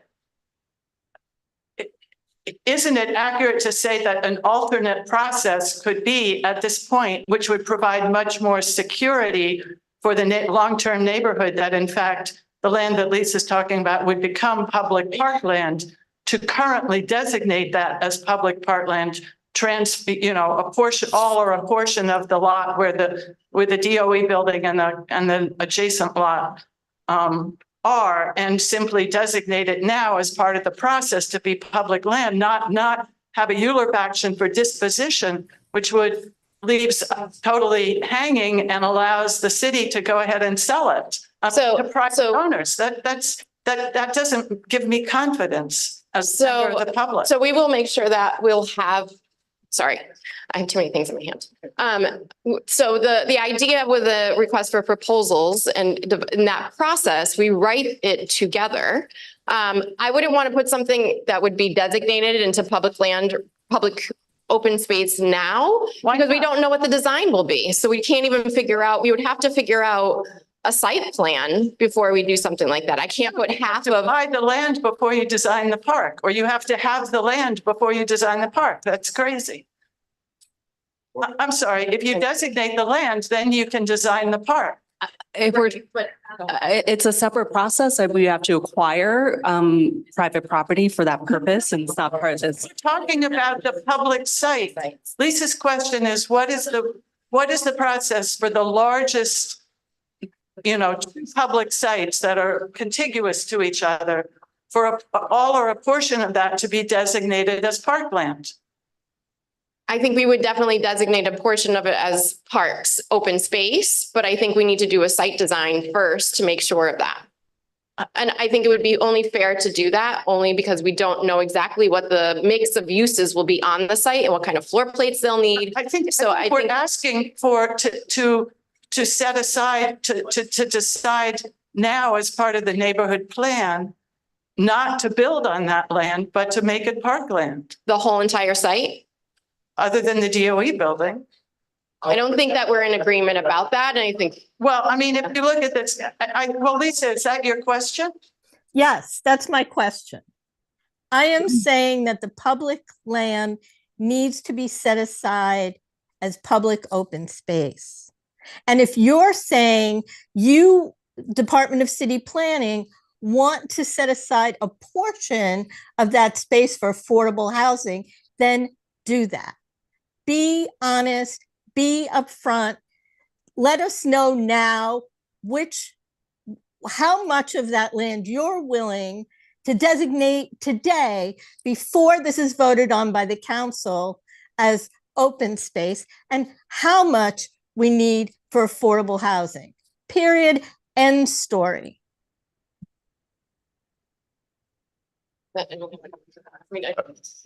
Lisa, you've definitely seen this, and Christine, you wrote this, but the map that you designed and the recommendation we have around it of one possible use of that public site shows that we're recommending that it be used for open space plus affordable housing plus potentially a school. So that's the recommendation as it's currently written. It seems like Steve's not open to changing that to conveying it to parkland right now. But that would be significantly different from what we're proposing, which is here's an idea of what it could look like, and we support the use of that land for all three kinds of use. Do you have a comment? I mean, what concerns me is that what's still in the ULURP action is still for to allow disposition of that land to potentially to private owners, and so that makes me very uncomfortable. Understandable. I understand, but it's for the potential of it. There's been, 2 years of process talking about wanting to use this land for multiple different things. We all are in agreement. We want to maximize all public benefits on that. And that includes open space, that includes affordable housing, that includes ability to have other uses such as a school. And I think that kind of site planning just doesn't come out of a rezoning of this size.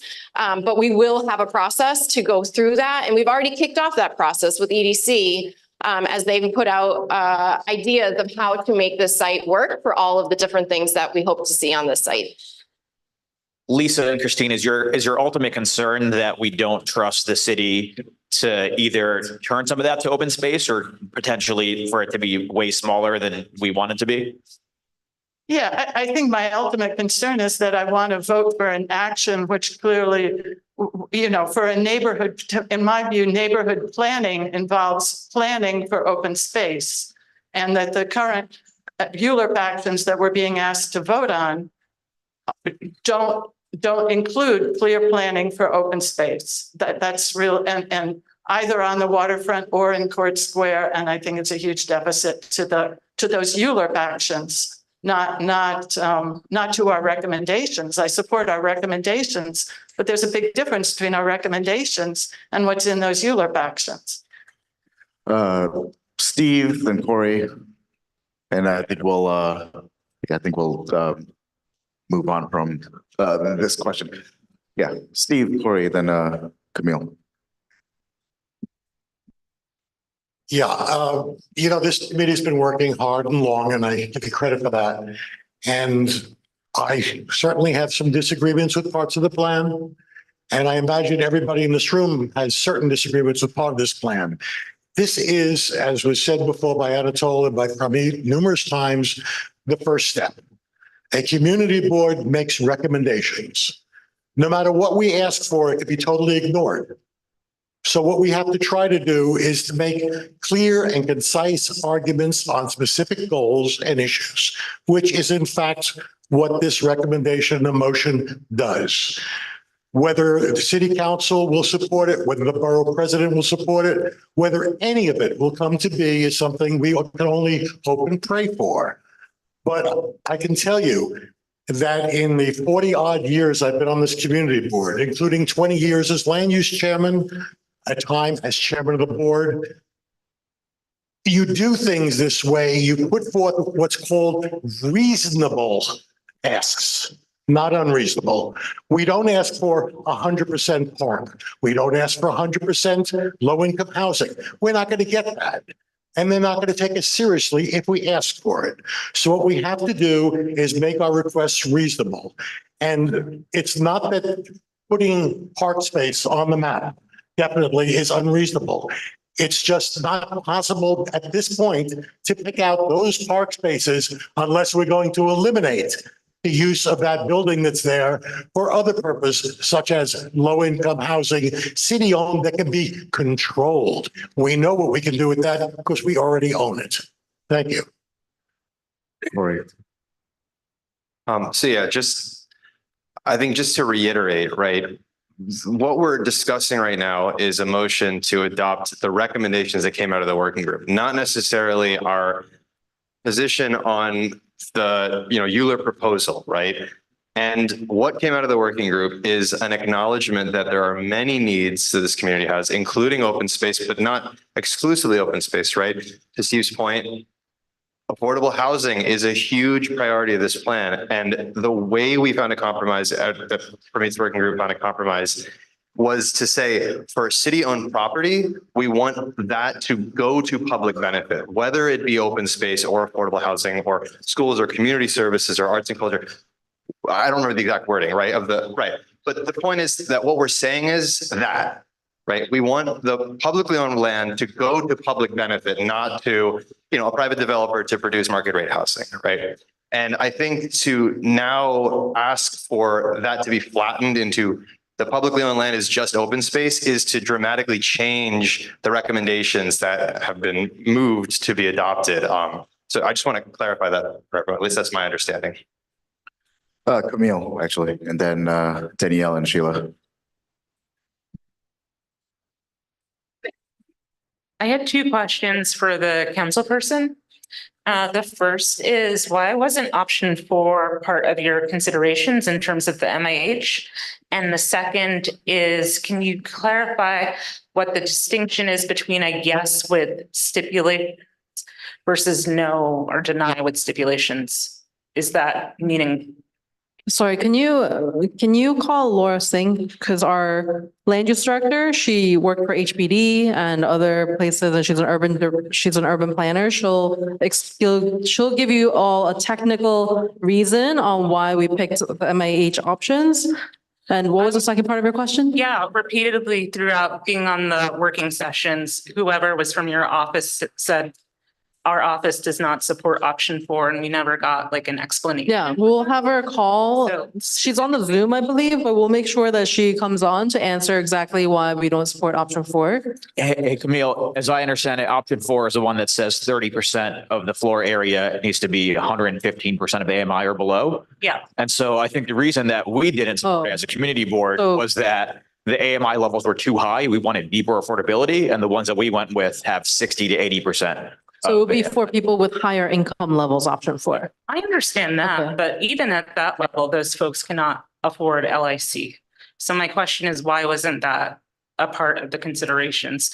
Throughout the time on, I attended every working session and asked a couple times and just got the answer, Julie's not considering option 4. So we're not considering option 4 because we want deeper affordability, not higher affordability. So prior to me, most of our, even the new, most of Long Island City, we have it on our website what the exact percentages is, has no affordable housing. And the ones that did have MIH were pegged at 120% AMI, which means we have to make six figures to live there. We're trying to do the opposite of that because we want an integrated neighborhood with lower income levels, which is why we're focused on formerly homeless, 0 to 30%. And then the other MIH options that we chose are for lower AMI levels. So we want to have lower income folks. But I hear what you're saying, that you want mixed income. And the beauty of MIH is that no matter what, there's a range. So I will make sure that Nick and Laura show you the income levels because okay, it'll still have higher level income folks who can be there because I hear you, because I know a lot of families especially who continue to want to stay, but are in the middle.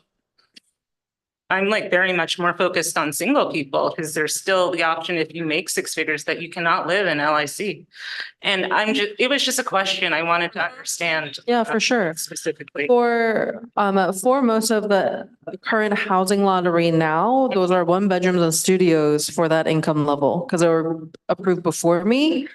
So we're happy to continue the conversations with you, and MIH is broken overall. We've pleaded, especially with our congressional reps, to fix AMI. And we have to have a larger conversation because currently AMI includes Westchester and other parts of not even New York City that skews how AMI is measured. AMI is area median income, which is how we determine affordability. And what was your second question? Voting no with the recommendations or stipulations versus voting yes with the recommendations is meaningfully different to your position. You said. Yes. So the reason is because we're not just negotiating with a private developer, which normal ULURPs are, but we're also negotiating with the city of New York. Right now, think of it as a competition. Aim Up just finished on Atlantic Avenue doing their neighborhood rezoning. Jamaica has one. Manhattan just, I think, passed the DCP level. So they're a few months ahead of us or a few weeks ahead of us. And there's also one in that they just had a large one in Brooklyn. So when I mean the Bronx. So when you have multiple neighborhood rezonings and there's limited resources because we have a fixed budget in the city, then you're competing with other projects. And we don't have a lot of confidence right now as investors or developers or labor unions or the city of New York, because we've failed this rezoning 4 times for us. So because this is our 5th try, we've already had 2 investors that decided to walk away from this project because they were like, y'all are not doing so great over there. And then I don't give any confidence because when you guys vote no, I vote no with you. And that's unusual in the city council because most council members disregard their community board. But I come from this community board. I think your input is valuable. That's why I am really grateful for the stipulations that they put together. And that's why it's different because one, the city of New York is looking at where to invest their money. Where should HPD put in the most subsidy? Where should we have the most investment for our parks, sewage, plumbing, et cetera? And 2, for private investors as well, as we're getting private give back for our nonprofits, it means that they still need investors to get their project going. And for them, you know, I'm not people's favorite. They're like, oh no, Julie won because I voted down projects with you guys, and it doesn't exude a lot of confidence that this rezoning will pass. And I'm very honest, when people ask me, they're like, is this project going to pass? I'm like, I don't know. Did you do the work with the community? Does the community board support you? Have you spoken to them? What are you providing them? So because of that, I would be in a stronger position to negotiate with the city of New York if we vote yes, but these are the things that we need changed. Does that make sense? I have, I think, for DCP and then for the community board, maybe. Before you ask your question, I don't want to be like CB 1 hours. And I'm a working mic too. But if we can put 1 more hour on the timer, please. And by 9:15, that's go time. And also I'll take a couple more questions. And then I do want to hear from The new members, welcome to the party. The biggest vote you'll probably take on CB2. I just want to kind of hear their thoughts on the motion at hand, really quickly. 2 minutes for us too. And then we'll keep moving on. Sheila, go ahead. For DCP, just and maybe it's a vocabulary, and Christine, vocabulary clarification. There's this talk about the public land, the disposition of the public land. Is that a land lease or is that actually selling the public land? So just a point of clarification. I'm eating lunch too, so go, I understand. It really depends. It could be a long-term lease or it could be a sale of the land. So when we do disposition for affordable housing, that's usually just selling the land for a nominal fee to developer if the developer agrees to the development program and the affordability that the city wants. But sometimes, we dispose land for like a 99-year lease or a pretty long-term lease. So that's included as well. I appreciate that clarification. In that case, I offer an amendment that it's only a land lease and not a disposition, since once we lose the land, we lose the land for future use. And I did have a second question. Go ahead. Wait, did you have a second question you said? I do, but I just offer as a friendly. Oh, sorry. But city planning, they're supposed to. I think even with the lease, it comes with restrictions because the city owned, it's But public. once we sell it, it's gone. I mean, that's, there was a developer that wanted to buy public land and they said they would keep it as a park. And this community board voted against that because they recognized that once we lose public land, we lose public land. So any future potential use is gone. And so that's why I was asking if the possibility of putting in. There's Stipulate that we- we're still considering, right? The RFI went out, so we need to consider what the proposals are and what the best course of action. So even though, the selling of land for affordable housing, let's say, that's a defined project that we know is for public good. So it's, but it really depends on what the project is, I would say. I put it out there. I think for Hunters Point South, all the affordable housing is built on public land, but it's not for sale. It wasn't acquired, it was leased. That's where I'm going. Yeah, I'm pretty sure if I understand correctly, as it has always been for Annabelle Basin and the 4 failed project before us, which I know you've lived through, it was always leased, not sold. So we want to remain not sold. We don't want anybody acquiring public land. I guess I'm not knowledgeable enough on this topic to be able to say one way or the other. But if people feel strongly that we want to have a line in there that we shouldn't sell any of the land, I'm open to it. But Christine, you're the expert here. Well, the motion was made for an amendment. I will accept the amendment as I understand it, which is that Community Board 2 is strongly recommending that New York City owned land be leased and not be sold for development purposes. Public. Yes, yeah. Public city-owned land remain public city-owned land, that it doesn't, it's not sold. Currently, our recommendation is that the land, all the city-owned land be used for public purposes.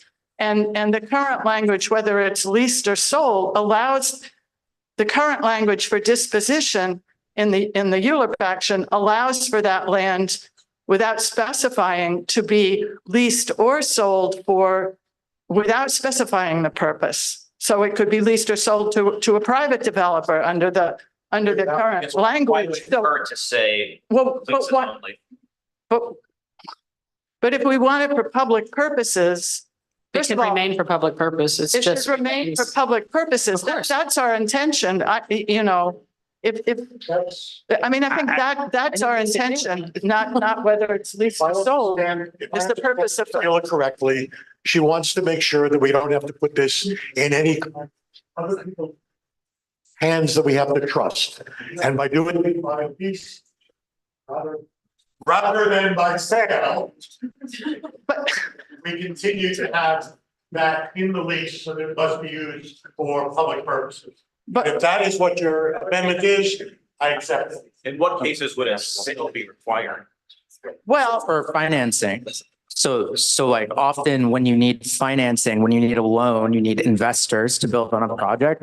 It can be important to them that the person they're loaning the money to owns the land in case they foreclose. And so that's why often with affordable housing actions, there's a sale. It usually includes a regulatory agreement binding the use for affordable housing. And if that agreement isn't satisfied, then either there's a lump sum like balloon payment at the end, or basically they have to give the property back kind of thing. So Yeah, I think I mean, you may be right. I think we're really getting into the weeds on this. yeah, And I think the main point here is the purpose and use of the land that the community is asking for. And I don't think you're objecting to that. So I think we should leave our recommendations at this. Yeah, I would agree, but Steve, it's your motion, so I would say let's reject this because it seems like there are some valid uses for sales that I just don't know enough about to be able to support that. Did he? I don't accept it as read. I don't know, Member Roberts rules about withdrawing the So So I will ask him comment. No one seconded it. So do you withdraw the acceptance? Am I allowed to? Can you withdraw acceptances?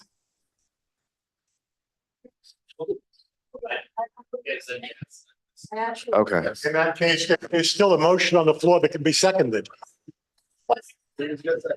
So the motion for the friendly amendment? Okay, so, but it's Steve's motion. And he did not accept it. Oh. So what happens technically, the amendment gets voted on, and that is voted on. But if you don't get voted on, it was made and seconded. Okay. Okay, Got it. well, so what you're saying, Steve, then is we're going to vote on the motion. That'll either pass or fail, and then we'll vote on the amendment separately. Got it. Right, fair. Maury and then new members. So this is more of a point of clarification. So as the motion is written, it states that we're going to approve the one LIC plan. And then we have stipulations. We're going to approve with conditions. With conditions, Right. yes, with conditions. Right. But we're going to approve the plan with conditions. Yes. So my question is, if this is maybe more of a technical Robert's rule, this or that, but there is a plan that the city has put forth, the agency has put forth for one LIC. That plan does not include our stipulations. Our stipulations are extra. So on a technical aspect, we are voting to approve of a plan that exists that does not include our stipulations. So anything we vote on is accepting the plan as it is, and technically they could disregard all of our stipulations. Technically. Correct. So so according to what you're saying for me, if we want everything that we want, we are technically, what did you say? Then it's no unless. So by voting yes, we are technically voting for the plan as it is, with the hope that our stipulations will be accepted. But if we want that guaranteed, as the lawyer to my right said, you would need to vote no unless. So none of this, right? Yeah, finish. I'm just point of information. Yeah. This is my point of information. I just want to clarify that. Yeah, I see what you're saying, but none of this is guaranteed either way. If we say yes, we're not saying we approve everything that's in here. If we say no, we're not saying the city can't do this because they don't have our support. All this, again, as you very well know, is advisory. So what the city's going to do is just say, what was our advisory opinion? Was it yes or was it no? And it might shape what they do next based on that. So really what we're doing here is a strategic move. Do we strategically want to say we support it and you should change it with these conditions? Or do we strategically want to say we don't like this, but we would vote for it if it had all of these conditions? This is derailing. We had a plan. It's yes with conditions. So let's just get back to that. Right, but The plan, you're saying we have a plan. That's your, as chair, the plan you wanted to execute. And we are a board of all of us get to have a say in it. And I just want to clarify for the sake of all of us, especially new members, that, you know, I think a lot of us here, probably all of us, really, really like the conditions. And a lot of us want to see this happen. But I think at the end of the day, it's the technical aspect of what is going to be the most effective? Is it the yes? Yeah. Or is it the no? The yes with conditions or the no with conditions? I think most of the people here probably would vote for it. do we also take what we heard from the council member, just straight up saying this is the most strategic thing? Or do we say, no, you're lying?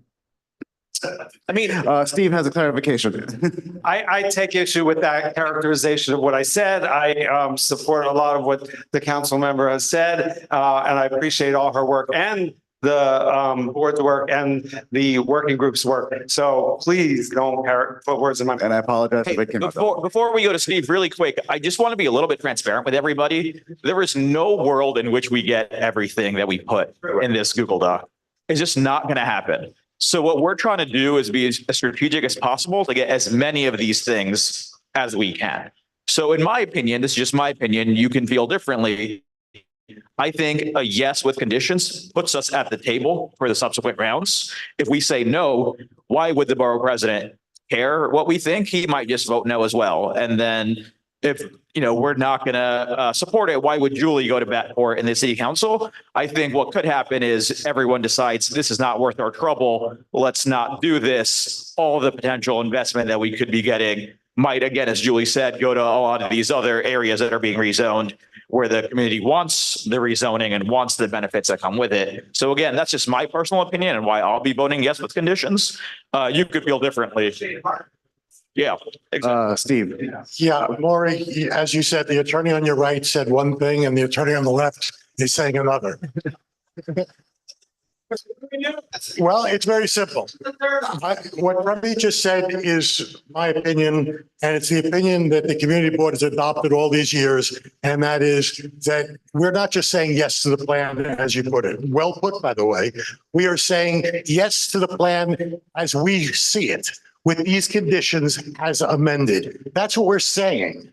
Okay. And as Pramit said, it's a lot easier to go to a table with an open mind by saying, yes, the concept we agree, but there's certain things that have to be nailed down, as compared to going to the conference table and saying, no, we disagree because we didn't get X, Y, and Z.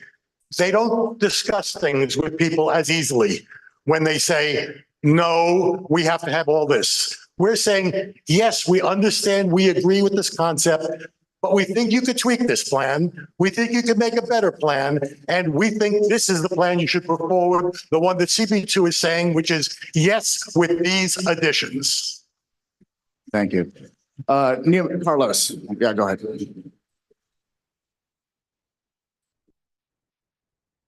I also just want to clarify, and Julie can correct me if I'm wrong, but there's a chance that we vote no, Julie gets the council vote, she votes no, but the council passes it anyways. And we don't get anything because we didn't put her in the position where she can advocate for the things we want. So that's, no, it's not. No, that is exactly how it goes. And whether we like it or not, one, Bruce Teitelbaum's Lake Vernon, it's going to build as of right if we don't do anything. Two, Paxel already had their application and they can move forward as a private ULURP, along with Vernon Group, Barron Group, the United Construction Group. All these people already have private applications. And I've simply asked the city of New York, we don't want to do 15 separate rezonings. We want community investments from the city of New York. We want to do it together. And I want you to take 2 years planning this instead of 30 days or 60 days with the city.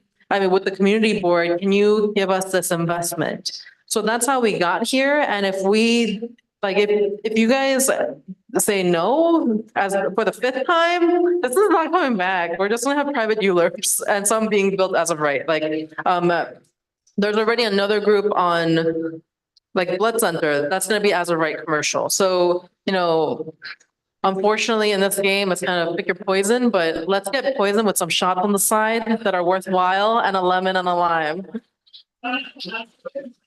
Thank you. Caroline. Sort of a question slash comment for me, because I'm not sure how to phrase. In terms of the oversight committee, do we need to stipulate at this point timeline for how long that lasts or anything? Because obviously these projects take a long time. Is it in perpetuity? Yeah. It could just end, and then if we don't get the things they promised, then they just forget about it, kind of a thing. The tactic that we've taken throughout this document, because again, we're advisory and no one really cares about the details of what we're saying, is to omit all the sort of little details and all the sort of numbers and the timelines and things like that, and really put what our vision and what our goal is. So what our recommendation says is that our goal is we want a community benefits agreement. We want a seat at the table. And all the other details around that, I think we can sort of figure out and negotiate as long as we get what that ultimate sort of North Star is. Right.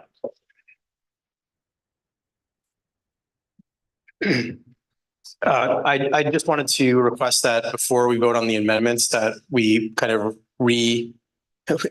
go through them one last time because they got a little bit muddy there. And the other, I think it was an amendment, the council person mentioned 0% to a much lower level of affordability than the MIH options 1 and 3. I believe it options 1 and 3, right? And that would somehow be woven into as a recommendation. No, that's rejected. I want to understand what exactly she was saying, because I was confused by that. Option 4 is something that a city council member can. Not option 4. I'm talking about, she mentioned like deeply 0 to 40, I believe it was. Oh, okay. And how that would get woven in, because I think that, this is actually one of mine, I support the One LIC plan, but I do think that there's obviously, I think everyone knows that in New York City, we have a real need for the lowest income bands have, our shelters are overcrowded and so on and so forth. And that I think that if, whatever 100% affordable housing we're going to build on public sites, we should really, it needs to be at those lower. It's mandatory. It's mandatory for the city projects, not for the private projects. For private projects, MIH is what's mandatory, mandatory inclusionary housing, which is what we've been talking about in MIH. For the public sites, if you build affordable housing, it's mandatory that at minimum 15% of it is set aside for formerly homeless. So that's what I was talking about. It's a HPD subsidy. We used ELA last time. It's called ELA, and it stands for extremely low income. And that's what we did for Innovation Queens. So that's what we would try to replicate here to make sure, because my statement back to the city is whenever they call me and they say, hey, we're going to open up another shelter, some of my colleagues decide to protest it. We don't protest over here. We just say, okay, we'll take them. What do they need? And we get them what they need. And we get them registered for school and we integrate them. But I tell them, if as many shelters as you've opened up here, 38, we need to make sure that you're also giving me the same investment back to build supportive housing. So at minimum, within my tenure, you're going to have to build me 12,000 units of affordable housing for formerly homeless people. And this is how we work together to do it.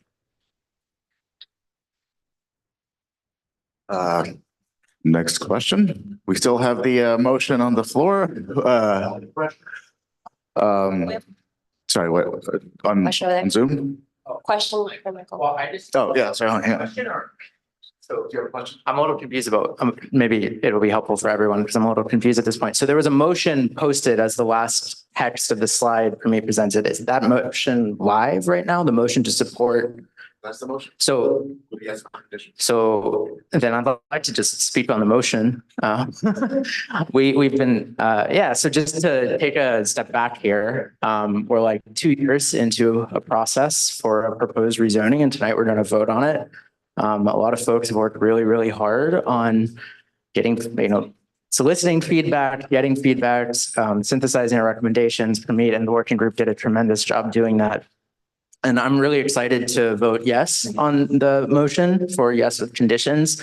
I think this is a tremendous opportunity for our community and for our city. I mean, I think we've been really, really drilling down in the last hour over like particular parcels, but taking a step back here, there's like 15,000 new housing units, more than 4,000 permanently affordable affordable housing units, a genuinely mixed income neighborhood, which we don't like really have. And I mean, I think that's tremendous. Just thinking about the size of the affordable housing that should be produced here, thinking about that in terms of other projects this board has considered, like Phipps Housing's project in Sunnyside, which is, you know, a couple of hundred units. Here we're talking about 4,000. And I think the income integrated aspect of this is also really commendable. One thing we've heard a lot about is, you know, from folks who live in subsidized housing is that often the resources to keep that housing high quality isn't there. And I don't think, given the conditions of the federal government, we should expect it to be there on an ongoing basis. And so getting to a place where, you know, people in affordable housing are sharing the same elevators and the same pipes and just the same buildings as wealthier people is like a really tremendous place to be. And so I'm really excited about that. Thanks. Thank you. Thank you. It's like Steven's calling the question. I think we should let people at least take 2 minutes, you know, share their thoughts, especially the folks who have to abstain. There's a couple. So I'd like to let the abstentions have the floor, so we can at least, you know, hear your thoughts. Hi, everyone. My name is Elena. I'm new to the board and really cutting out. Okay. Really excited to be part of such a committed board and group of people. I work for DCP, so I'm not allowed to vote. I wish I could. I didn't work on this plan, but I do really support it. I think we've heard so many times over how much we need affordable housing in our district. We've all been impacted by it, especially, you know, the younger people who are just kind of trying to start out their lives as adults. And I think we need to remember that the alternative to this plan is no plan. And what we can do tonight is signal that our community supports this plan, because without it, you know, development's going to continue, but it's going to build less housing. It's not going to include as much affordable housing. It's not going to include new school space. Not going to include new open space. It's not going to elevate our waterfronts. And the developers that want to go through private ULURP will, but we'll be stuck negotiating these community benefits on a piecemeal site-by-site basis. And I think we have an opportunity here to do something a little bit more comprehensive than that. So thank you. Thanks, Elena. Carlos? That's Environment Chair also. First, I do just want to thank Pramit and Christine and Anatole on like all the tremendous work you guys did. Like Pramit organized. I would like Pramit, I wish you could like plan my wedding. Like it was amazing. I also want to thank DCP like for the many hours that they spent with us throughout this process. Like truly dedicated public servants. We are incredibly inquisitive, like oppressingly so. It was probably exhausting for them to stay on Zoom with us for that long. So they're amazing. And I really appreciate their work. So I won't be able to vote tonight due to a conflict of interest, but I do fully support the rezoning plan. I think it's really essential to bring much needed affordable housing to our city. And speaking in my role as committee chair, I know some people feel the plan's open space and resiliency measures don't go far enough, and that's a fair concern. But rejecting the plan outright means losing not just housing, which New York City desperately needs, but also the important open space and climate protections that are included and can be expanded through our recommendations. Councilmember Juan understands this, and that's why she's been working tirelessly to secure open space investments for our community. As she was talking about the groundbreaking we just had for the Dutch Hills Underline, I don't think that event would have happened so soon or even at all if it wasn't for her tenacious advocacy. I trust her to continue that fight, but we must empower her to persist by voting yes with conditions. The housing crisis is a citywide challenge, and it should not be the board's or Long Island City's job, honestly, to solve it. Nonetheless, refusing to be a part of the solution will be counterproductive and a missed opportunity. This is our chance to show our strength as a board and as a community by leading the way to invest in our neighborhoods and our cities. Thank you. Diana. Oh, wait, Krisha, did you have your hand up? I did. Okay, Krisha, then Diane. So I'm just going to take a step back real quick because there was that last minute addition regarding MoMA PS1, which is also part of the motion, right? I just wanted to get folks' feedback on that.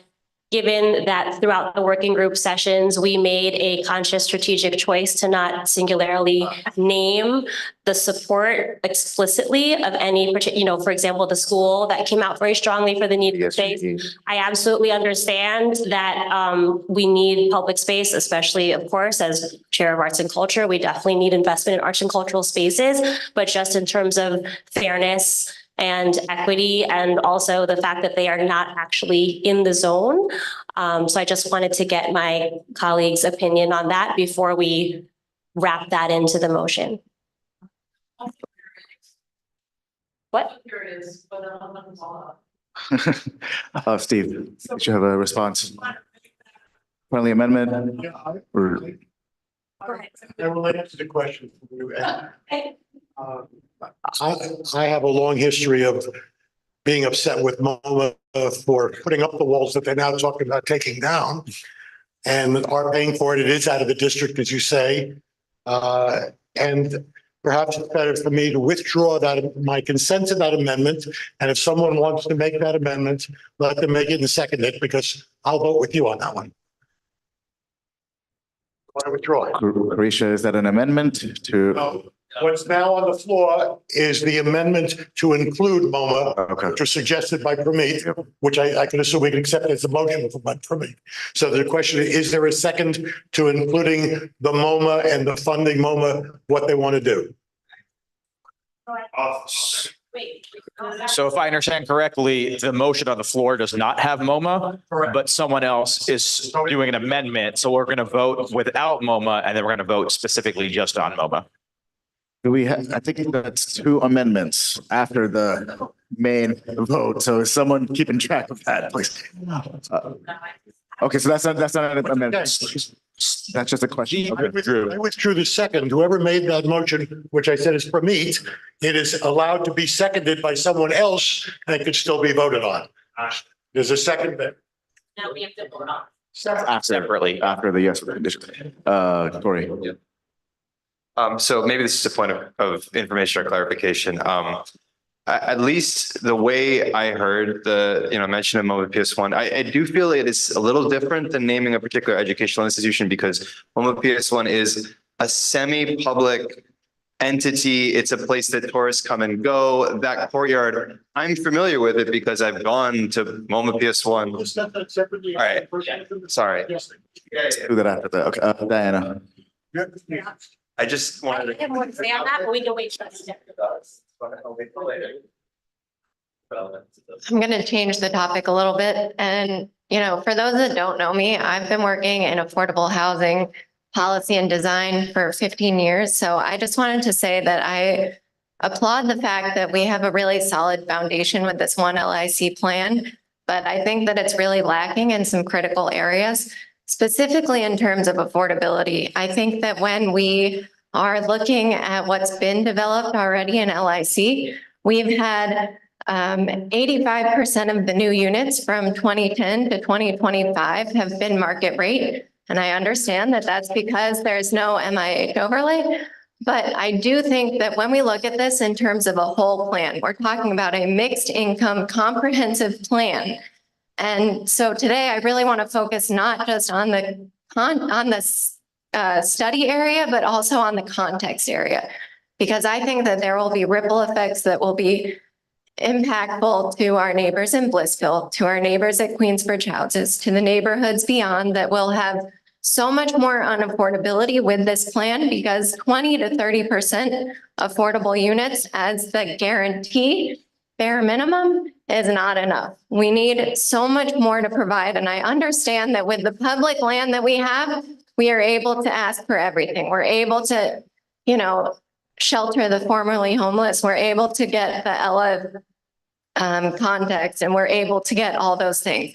But that is a slice of the whole context that we're actually looking at. And we're asking private developers to give us the bare minimum. And so I'm requesting that when you all vote for this, you really think about the context area and the impacts and the waves that this will have for future generations that already can't afford to live where we're living, but that want to be able to stay here in perpetuity. And, you know, they should be considered in part of this plan as well. So thank you.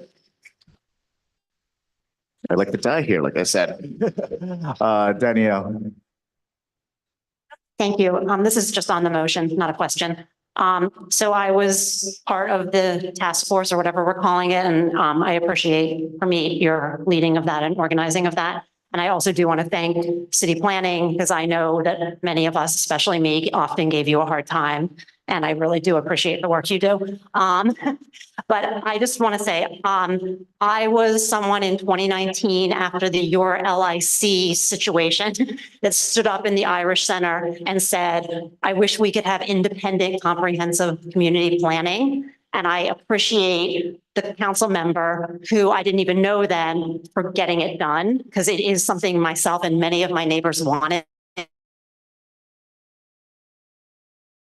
Perfect, and I would much prefer, 100% affordable, but given the environment, the situation we are in right now with the government and the world, this is probably the best we're going to do. And we cannot, I don't believe, we cannot say no to 4,000 roughly units of affordability. And I also want to think about this. There are roughly 300 communities like Long Island City in the city of New York across all 5 boroughs. If all 200 of those communities built 4,000 affordable units, that's 1.2 million affordable units. And that would go a long way to solving the affordable housing crisis. Thank you. Randy, back there.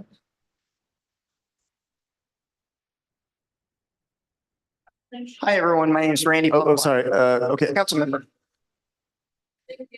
Clarify that you can't rezone the context area, why you can't rezone it, but if you want to have a rezoning. Sorry. Wait for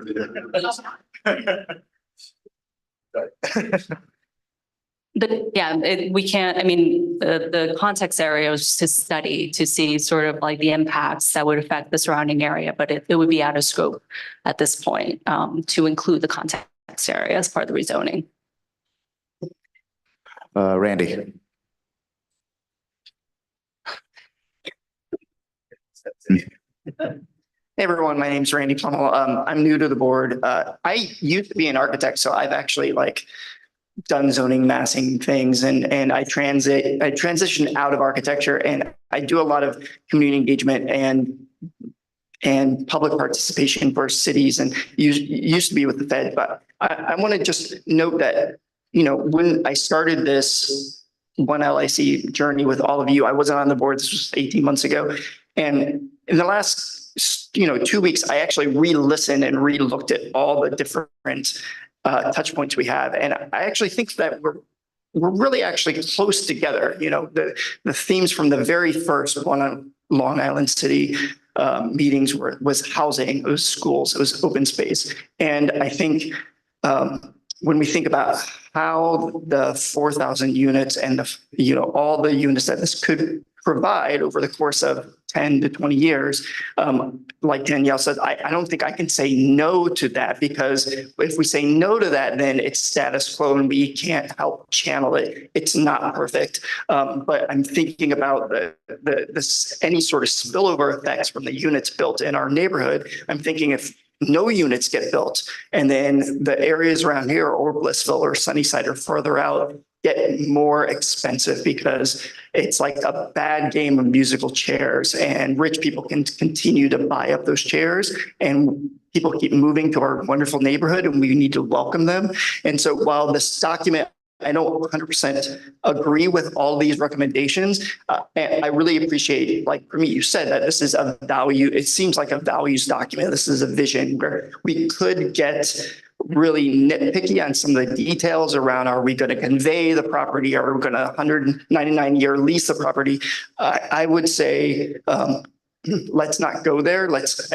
I would love to be able to vote for this, yes, with recommendations. I would hope everyone can look at this and say, it's not perfect, but we're going to fight for the next, months and support Councilmember Juan and getting what we can get so we can continue making the neighborhood great. Thanks, Randy. Dr. Roz. Hi, I know we're approaching the time for the vote, so I really just want to say a couple of things. One is I am really proud to be a member of CB10 Twins. I do a lot of poking around and looking what other boards do and so on. I mean, we have done our homework and having the document ready to go as we leave this meeting, incredible. I think there was some behind the scenes stuff. I'm so pleased to see the numbers of people have shown up tonight. I mean, we've never had this. And you know, and part of it too is the level of information, and part of that, the board members know, you all got the quiz, right? I don't know if you all did the quiz, but I did the quiz. And I mean, a lot of work went into that quiz, and it was tremendous. I've never seen that type of strategy before to make sure that we all know what it is we're talking about. So thank you so very much. And finally, and I do want to say to our friends in Blissville and out of the contact area, we do hear you.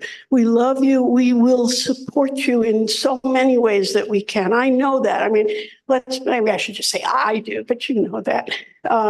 I just think that, and you're making some very good points, but it's right now we're voting on the one LIC. We shouldn't let the perfect be the enemy of the good. So that's all I just wanted to say. Thank you all so much. Thank you, Dr. Roz. If there's no other comments, is there a second to Steve's call to question? All in favor of calling the question? All right, everybody online, get ready. Hey, just to recap. Yes, sorry. I think it'd be important to explain to people their choices on voting. You could vote yes, you could vote no, you could abstain. There was several. Yes. Mentioned conflict. Those people could not vote if they choose to. An abstention counts as a negative vote. Yep. Those who have a conflict, if you don't wish to oppose it, you can simply indicate that you are not voting. Oh, so if you don't want to oppose, okay, so your options of voting are yes, no, not voting, or abstention. So 4 choices. There's several options that we're also going to. Yeah, so right. We'll get back to those. Yeah, First is the, let's, Yeah. yeah. The first motion, please. So the motion as it currently stands is to approve the one LIC plan with our conditions. And right now, those conditions have been amended, I think twice, if I have this right, but let me know if I forgot anything. One is, we said at the beginning, there was a line about developers should be required to do something with the benefits agreement. We're going to make that stronger. it's done. And then there was something about the park space deficits. We're going to add an acknowledgement about getting it to parity for park space per person per acre. That's part of the main motion. So we're going to vote on just that. Then if that passes, we're going to vote on the amendment separately, 2 amendments. One was the MoMA amendment. And then I forget what the second one was, but I think it was Sheila's. To take out the moment. Not sell. Oh, yeah. Yes. The disposition. Yeah. So we'll do both of those separately. Amaris, do you have your hand up for a question? And also shout out to Amaris. He's doing this from the airport. He got back from Chicago a couple hours ago and he hasn't gone home yet. Amaris, do you want to, is that a question or? Already voted. Oh, are you? All right. So that's a hand up. All right. Well, does everyone understand what we're doing? Yeah. So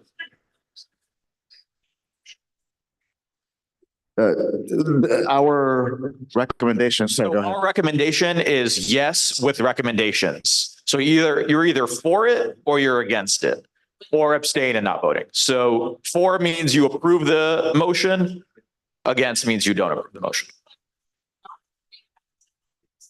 No, not voting means not voting. Simply what the person should do is stand up and walk out of the room or don't reply to their name. You can abstain. Technically, you can't not vote. You don't have to be here. It's an important point of clarification because we counted the number of people who are here.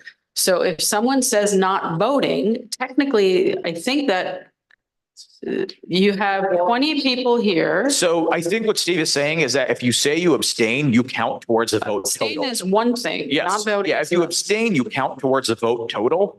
So what you're basically doing is you're increasing the number of votes necessary to get to the majority. If you don't vote or you walk out, it's like you were never here for the voting portion and you don't count towards the vote total. So there's a slightly lower bar to get to the majority. I think that's what Steve is saying. But the people that are abstaining, they're going to be counted as no's and yet they're supportive. Yes. Why don't they just walk out? I think Steve was trying to tell people there is a tactic they could. That might be the option. Robert's rule says If you're not here in the room, you cannot. once there's a quorum continues to exist unless someone objects and reestablishes the lack of thereof. But a person can go to the bathroom during the vote. They can do whatever they want during the vote. They don't have to voice a vote, period. Kenny. Yeah, it's a strategy, but it's perfectly legal. There's nothing wrong with it.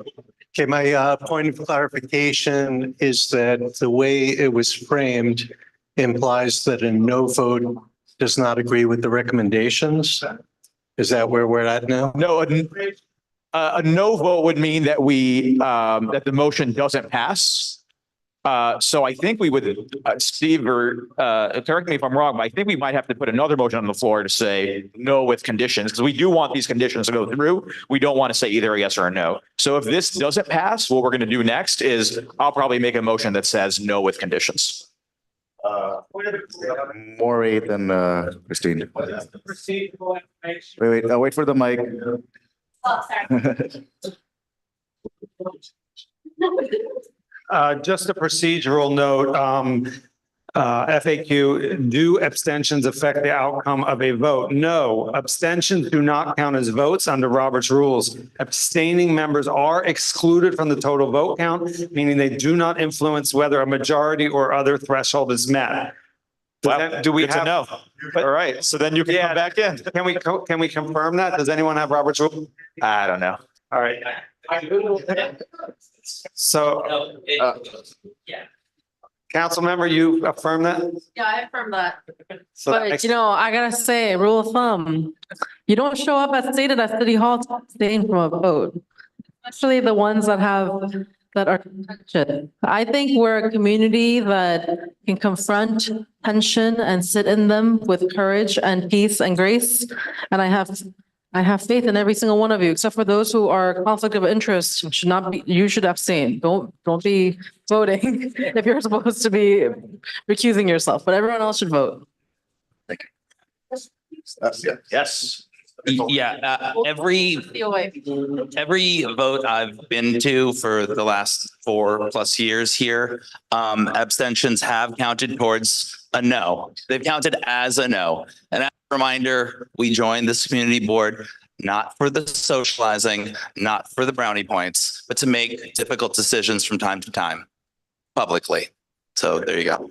But Maury's point of, great point. But Maury's point of information is like current Robert's rules, right? You just look that up. But I guess the point is that if you have a conflict, you have to state that you have a conflict. Right, they did. And then it's not counted.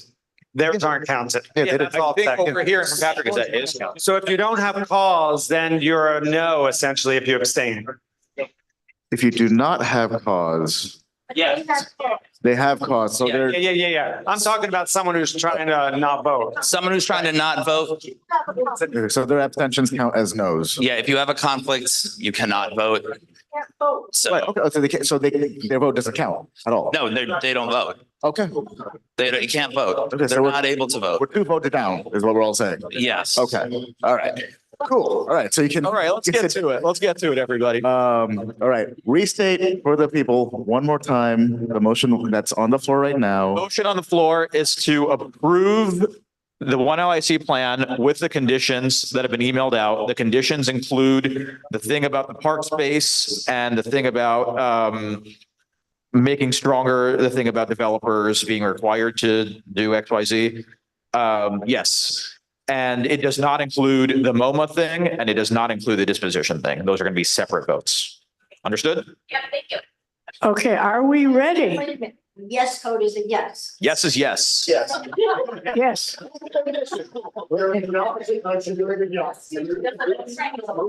Yes means yes. Okay, the time has come. And what did you say, 9:15, 9 o'clock? We're a little early. Good. All right. So Amparo Abel Bay. Yes. Okay. Ellie Afshar. Yes. Anatole Ashraf. Yes. Anne Marie Baranowski. No. Carisha Batan. Yes. Nicholas Berkowitz. Yes. Danielle Brecker. Yes. And Carlos formally abstaining or no. Doesn't count. He can't vote because he has a conflict. Okay. Yep, okay. Evelyn Chango, is she, she's on Zoom. You have a vote. Evelyn. We'll have to come back. And Tanya Chavez. And Osman Chowdhury.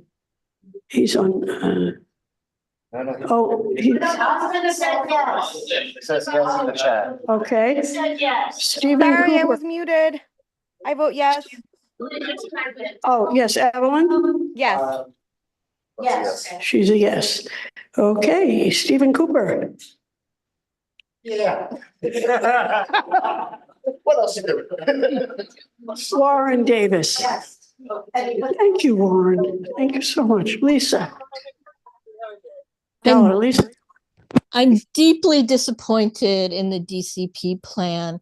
I cannot vote yes. Thank you for the stipulations. I love them, but I just can't vote yes on the plan. So my vote is no. Okay, and Maury Bellamy. Yes. And I am a yes. Alexandra Gonzalez.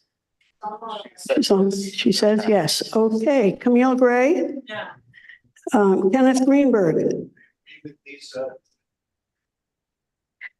Corey Hannigan. Yes. Mohammed Hossein. Yes. Christine Hunter. I agree with Lisa. Reluctantly vote no. Oh, thank you. Diana Kiesler. Okay, and James Kim. Yeah. Pramit Kumar. Yes. Shamang Lama. Yes. Bradford Levin. Yes. Sheila Lewandowski. Yes. Excuse me? Yes. That was a yes. Thank you. Hearing aids aren't perfect. Benjamin Lucas. Yes. Patrick Martinez. Yes. Eric Narberg. Yes. Riley Owens. Yes. Jolie Patel. Randy Plemmel. Yes. Dia Rahman. Yes. Maya Saab. Yes. That was a yes. Okay. Yep. Okay. Norberto Saldana. Excuse me. Thank you. Yes. Elisa Sawicki. Fuljan Sherpa. Thank you. Ryan Smith, you're online, I guess. Yes. What is- Yes. Okay. Caroline Spitzer. Yeah. Lauren Springer. Yeah. Maurice Valdez. Was I a vote yes? yes. Yes. Yeah. Oh, good. Hi there. Okay. Okay. And Michael Zurab. Yes. Okay. I think we have a result. Did you count? You have to count it. I have to, all right. I don't know. We'll count up the tally, but it seems fair to say that the motion passes. Sure, sure.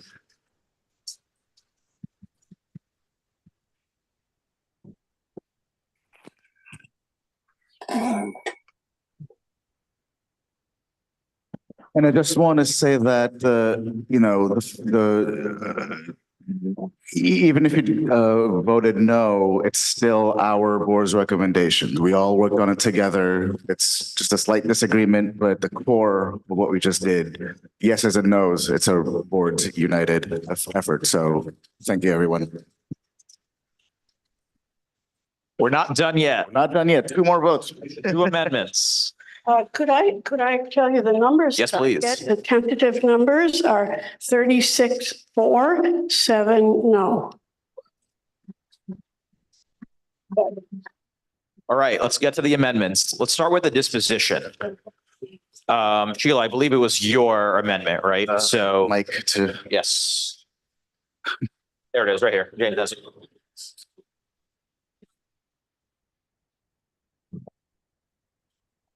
My amendment was to not sell the public land.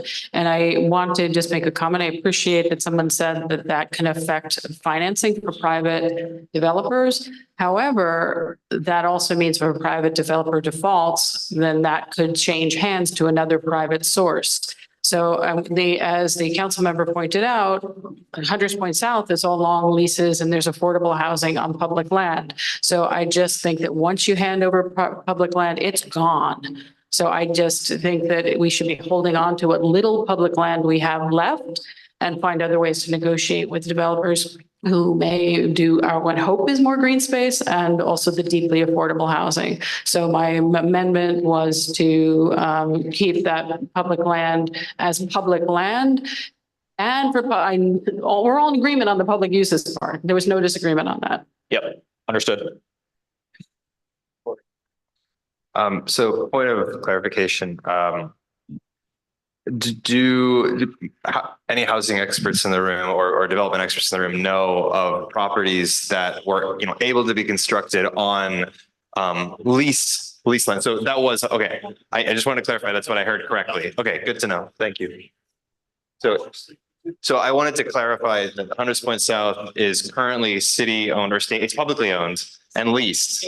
Hunters Point South is actually all city. Okay. We actually north of the state. So Hunters Point South is city owned, leased, and there was the development moved forward on it. That's what I wanted to clarify. Thank you. Two hands. Randy, then Michael.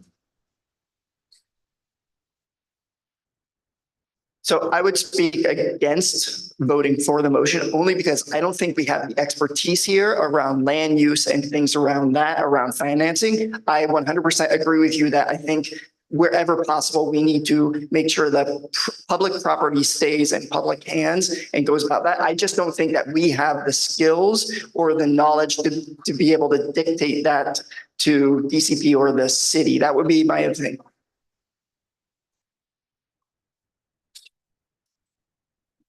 Michael. I got it. Oh, okay. Thanks. Hi.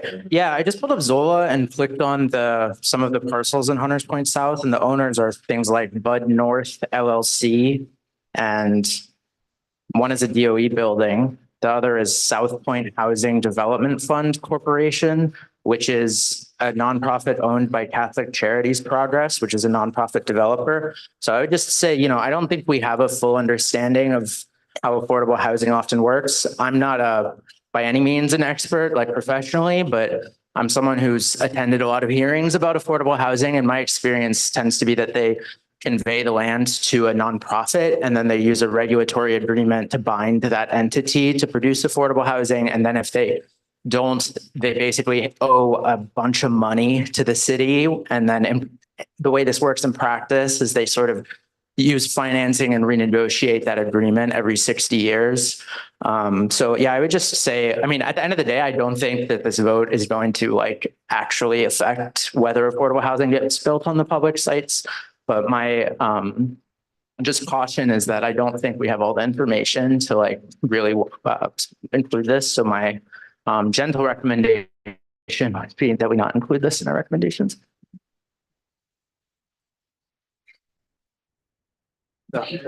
Hey, Kyung, let's go. Okay.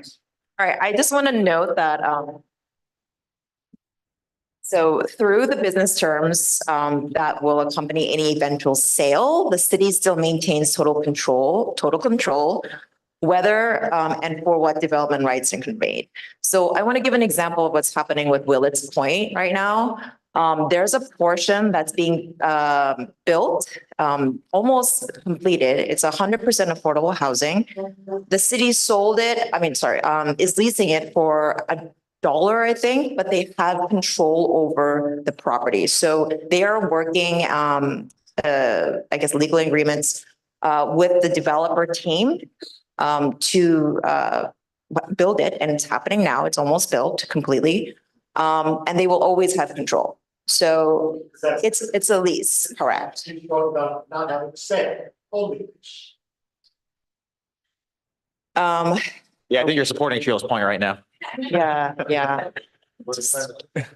The difference between the selling and the leasing. Yeah. Okay. When you sell a property, you're deeding over all rights and interests. No, that's question is, does the city have a council, and how do they enforce it, sold that way, et cetera. Are there any examples? Of sales? Well, that's not. So land, my land use general counsel tomorrow and ask, but starting to lose battery. But as of now, all the publicly owned sites in Hunters Point South, they're all leased. And from what I understand so far, for the parcel that has the RFI out and the other parcels that are publicly owned, those are also going to be RFP'd, and that will be leased from my conversations with EDC, not sold. So I will make sure that we communicate it to them, but we're not looking to sell any public land. Yeah. Quick question. If there is one of these parcels that is sold instead of leased, let's say the developer declares bankruptcy. After that happens, does the land goes back to the city? Yep. Yes. No, and that's exactly what my question is. Not for lease, for a Yes, sale. for sale. That's the If legal. it's a sale. That's the legal message she just read to you, that even if it's sold and acquired, that it's still under city control. That's not what you said? Yeah. Well, neither Hagyong nor I are land use lawyers, so we'll get back to you via email from legal counsel, because I don't want to misspeak. Oh, okay. Lara has the answer. But I do want to clarify, I'm not a land use lawyer. Okay, look, it says the business terms, I just read that, through the business terms that will accompany any eventual sale, the city still maintains total control of whether and for what development rights are conveyed. Is that the? That's an eventual sale currently leased property. No. Yeah, we're asking like, if it already gets sold, then what rights the city has? That's the question. But we wouldn't sell the land unless we wanted, what we wanted was being built on it. I So think the question is, if for whatever reason in the future, we change our minds, what right do we have over that? change your minds of No, what no, no, no. property. No. Yes, so, exactly. No. Yes. We don't want to, I think the point is, we don't want to sell the land because we might, we don't trust what's going to happen with the city. We might change our minds in the future. Who knows what our needs will be 100 years from now? For me, So- I don't think the question is about whether we'll change our minds. I think the point is, as the property turns over, could it change to no longer be a public benefit, right? Just to be a totally private development, right? Oh God, these mics are horrible. Right? That's our concern. Is there a way to enforce the use of it if it's sold? Got it. Yeah. I mean, it usually comes with restrictions and regulatory agreements, right? Whenever you sell public land, it's what we're gathering, the feedback and the input we're getting from the community. And through that's our lawyers in the city, they would work that in. And so if you say, let's say, we want a community center, we want open space that looks like this, put it into that agreement, into that sale or lease, whatever that structure is. I mean, I want to be honest, I don't know the difference between lease and sale, but a lot of long-term lease to me is similar to selling. Right. Because you're selling it, you're letting a developer to do what it needs to. But if they do anything other than that, departure from what that agreement is, then that's a problem. You won't be able to do that. Also, the lawyer recommends a city can state in the deed that it goes back to the city if there is a default. So we'll do that legally, yes. Yeah, so I'm understanding the sale half of this question, right, is, so there are mechanisms for deed restrictions that can, restrict the use of the land if it's sold. Okay, that's half of my question. My other question is, if we, pass this recommendation and, it's only allowed to be leased, will that preclude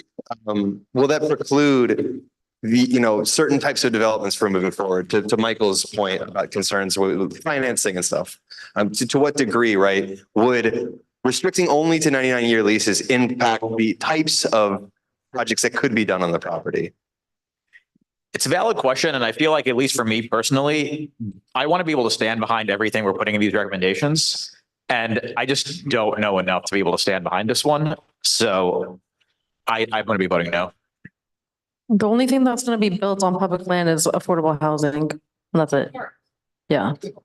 A green space will be a part of it, but if anyone is saying that they're going to build on our public land, it has to be mixed use affordable housing of what we currently have in Gotham, where it's 60 or 70% affordable, and that's all we'll accept, because it's good to have integrated housing with subsidizations, because what we're seeing in Mitchell-Lamas and our Section 8 housing is when there's no market rate to subsidize, we are seeing extreme difficulty with maintenance of our co-ops and Section 8 housing, because there's no extra profit or money to continue to keep upkeep. It's important for us to build all these affordable units, but we also have to be able to maintain them. So that's where the 30% market rate is really helpful.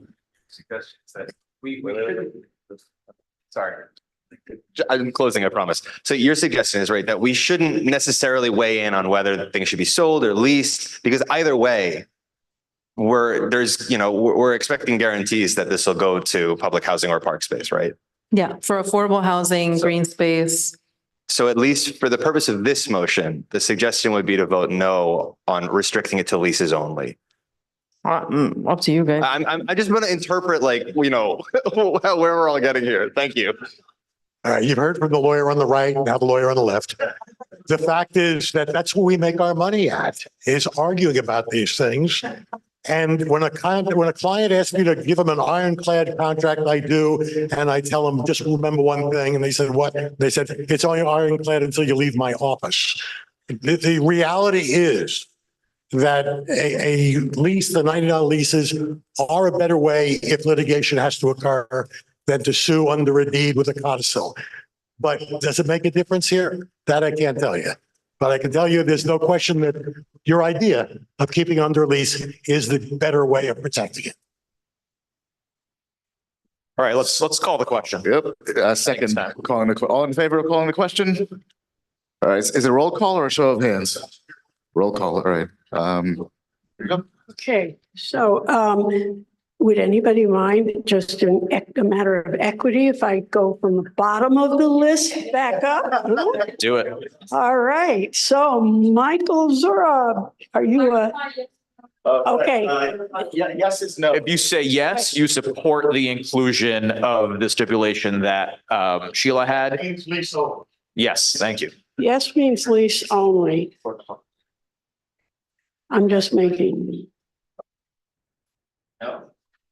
Okay, so you're a no? Okay, and Lena, you're abstaining, I guess, again, right? No vote, yeah, well, okay, for cause. And Maurice? He's probably thinking. I vote no for it. You're a no, you said a no? Okay, and Lauren Springer? Excuse me, I can't hear you. Yes. Okay, Caroline Spitzer. Ryan Smith? No. Fulton Sherpa? Lisa Sawicki?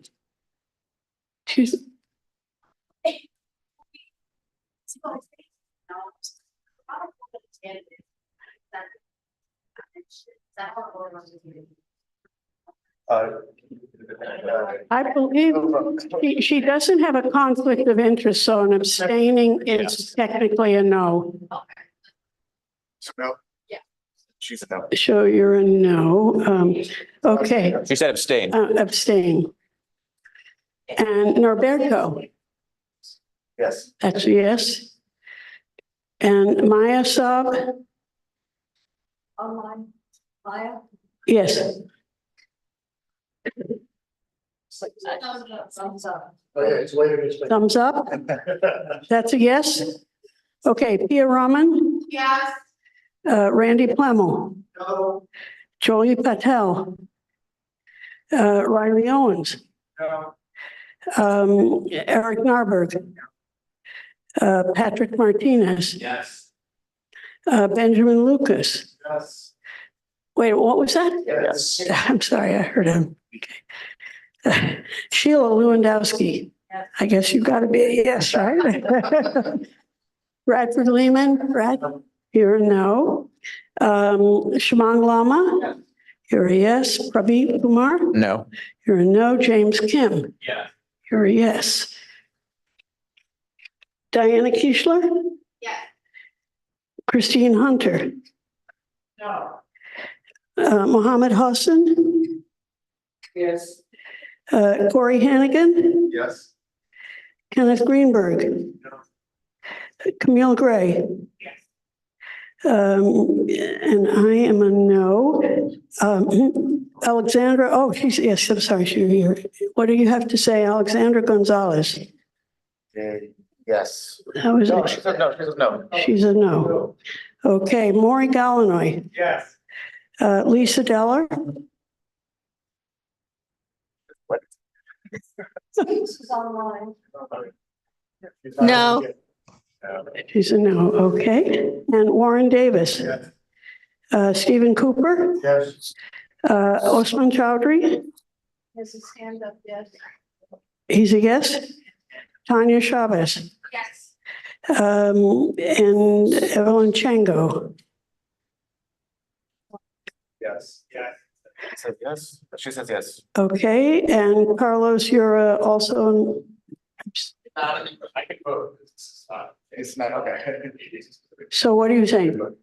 You're voting I think no. You should probably recuse yourself because it is part of the overall recommendations. It's not just work on substance, vote on the overall plan and recommendations because they pertain to. Got it. All right. I'll defer to the chair if he's gonna. But Yeah. I believe that this. If that's what- Particular, it's not involved. That's what Coy told you. Yeah, if that's what the board told you. So I'm voting no. Okay, and Danielle Breckles, you're a yes. Nicholas Berkowitz, No. Carisha Batan, No. Anne Marie Baranowski, Anatole Ashraf, No.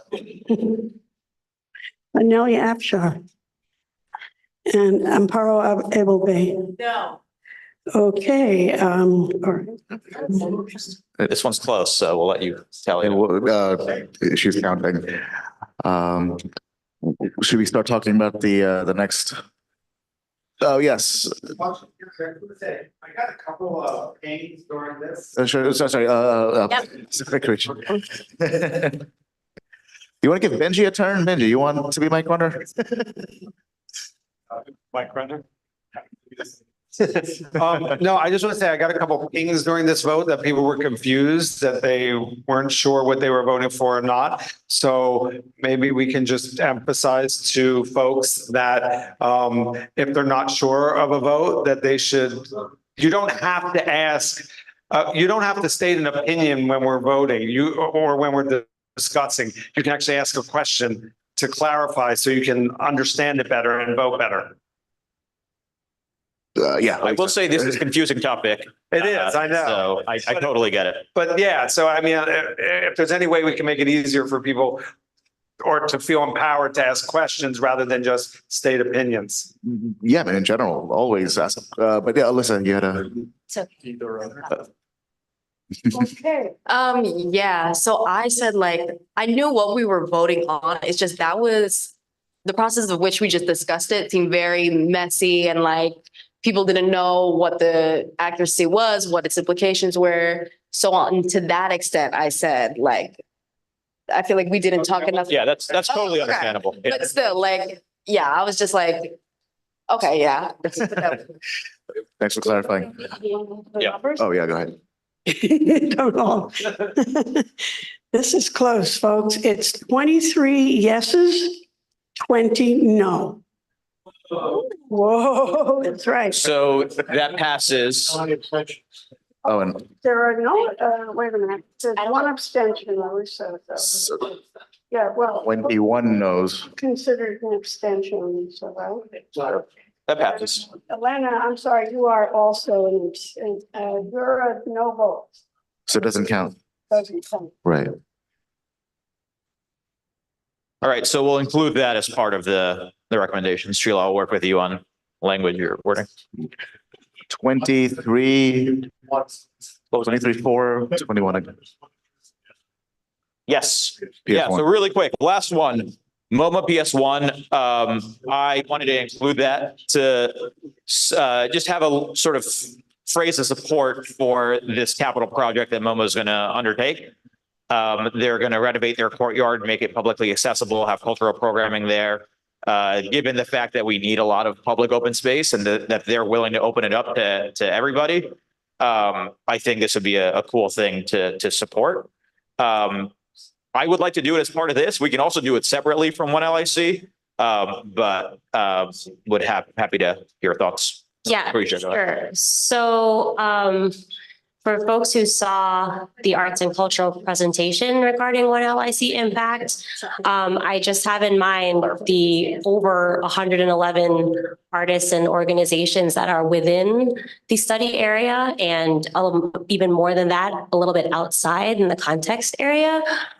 So again, just in fairness, not sure, and I fully support MoMA PS1. I've seen the renovation plans. They are a wonderful community partner and contributor, but just in fairness, you know, they are a CIG. They are they're funded in the front plaza with IDOT. They have DRI funding.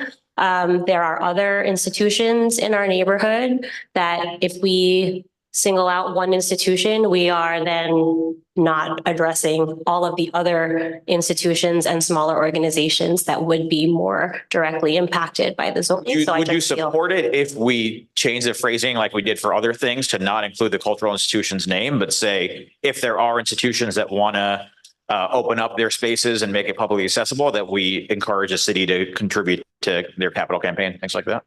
Yeah, so I would, but also to say they are already publicly accessible. And I'm not fighting against this at all. I'm just wondering about A, the fairness, and B, the appropriateness in including this within the context of this plan. I would be open to something a little bit more general so that this can apply to many organizations. Brad, then Christine, and then Steve. And then I just wanted to clarify exactly what kind of support we are, if we add this to the conditions or the recommendations. I mean, are we suggesting that there's some sort of, that the city is somehow helping PS1 do this, or, and what benefit do we think it's going to have? I mean, it sounds like they've already have a design that they're moving forward with it, or I don't know anything about this project, so I'd like to just understand a little bit of context. Cities contributed some amount of money already. There still is a bit of a deficit. And so they're asking the city to contribute a little bit more. And that's what we would be in support of. So I'm just wondering if there are already other mechanisms in the city in place that can support projects like this. And this project is already slated to be completed by, I think, 2028. So. Wait, go ahead. Christine. Yeah, I agree with Carisha, and especially given that it's outside this project area, to make a specific plug for it, or even a veiled plug for it, as opposed to other arts institutions which have much less sources of funding than, I than think, MoMA. It makes me very I uncomfortable. think you all have convinced me and I'm gonna withdraw this amendment. And I think we should do it through a different channel. So. I just want to say thank you for putting it up there. I agree with the withdrawal, but I still want to say thank you as someone who runs an arts organization for you, shouting out the arts. Thank you. Yeah, for sure. I still think though, Carisha, we should take it up separately and provide a letter of support. Yeah, letter of support. Yeah, but. Cool. Hello? Here we go again. No. Hello? Oh, yeah. I'll ask. Okay, all right. Holistic. I think a little history that you weren't here for me. When MoMA came into the neighborhood, the first thing they did was throw a huge party for Community Board 2, which was great. Then they decided to move back to Manhattan and open up the PS1. And they came in and they promised us that this was going to be a institution that would have local artists there. And it was going to be an open institution. So the two things they did within the first 2 years of existing is one, stop taking any local artists whatsoever in their space. They have now not had a single local artist in the last 30 years. True. That's not true. The second thing they did is they closed their courtyard, which was always open. And Community Board 2 got very upset about it. We asked them to take it down and they said no. So the question is, the resolution that you guys worked so hard at and included my amendments talked about funding the artists in that zone with an organization from that zone, not one from Manhattan, and to make sure that the money went towards supporting cultural organizations and artists, not institutions that are extremely well funded by their Manhattan Brotherhood. That's why I would have voted it down. I hear you. That's why I withdrew it. Save everyone some time. Can we get a motion to adjourn then? I mean, Sorry, who was a second on Sheila's amendment? We need it for the. Camille. Any closing remarks from our city agency partners? The only closing remark that I have is, I know we said yes. Did we take attendance? Our conditions, but I want us to be watchdogs to make sure that we hold the city accountable. We have the Queensboro President's hearing next week. We're gonna make sure that we show up there and have our say. We're gonna hold Julie accountable and make sure that everything that we want, we actually get out of this to the extent possible. Yeah, the Borough Hall is accepting written testimony, all kinds, written, hybrid, Zoom. How board members can testify as private individuals. Yes, okay, so I think we covered this at the last land use meeting on Monday. Now that we have an official recommendation, the land use chairs will go and present that, testify in person. So that's Christine. And anyone else who wants to be there, you can identify yourself as a CB2 member, but make sure that you're testifying on your own behalf and not CB2's behalf. Yes, Sheila. Yes, the email address for written testimony. I will share that around because we don't have a Borough Hall person here today. Sorry? And the website. Yep. DCP. Oh, the only thing I want to say is thank you, Community Board 2. We hear you. We're so grateful for the attention you've given us and the importance of this plan. I want to thank the leadership, the working group. You guys have done tremendous work. So thank you. Good night, and we'll be back. Much more to come. Nick Galata, you're good? Okay, all right. Second, okay, all in favor? We got it done tomorrow. Happy Juneteenth.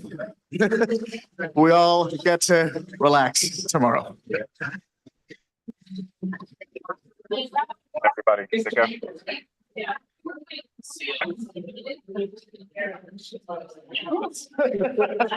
Wow, incredibly.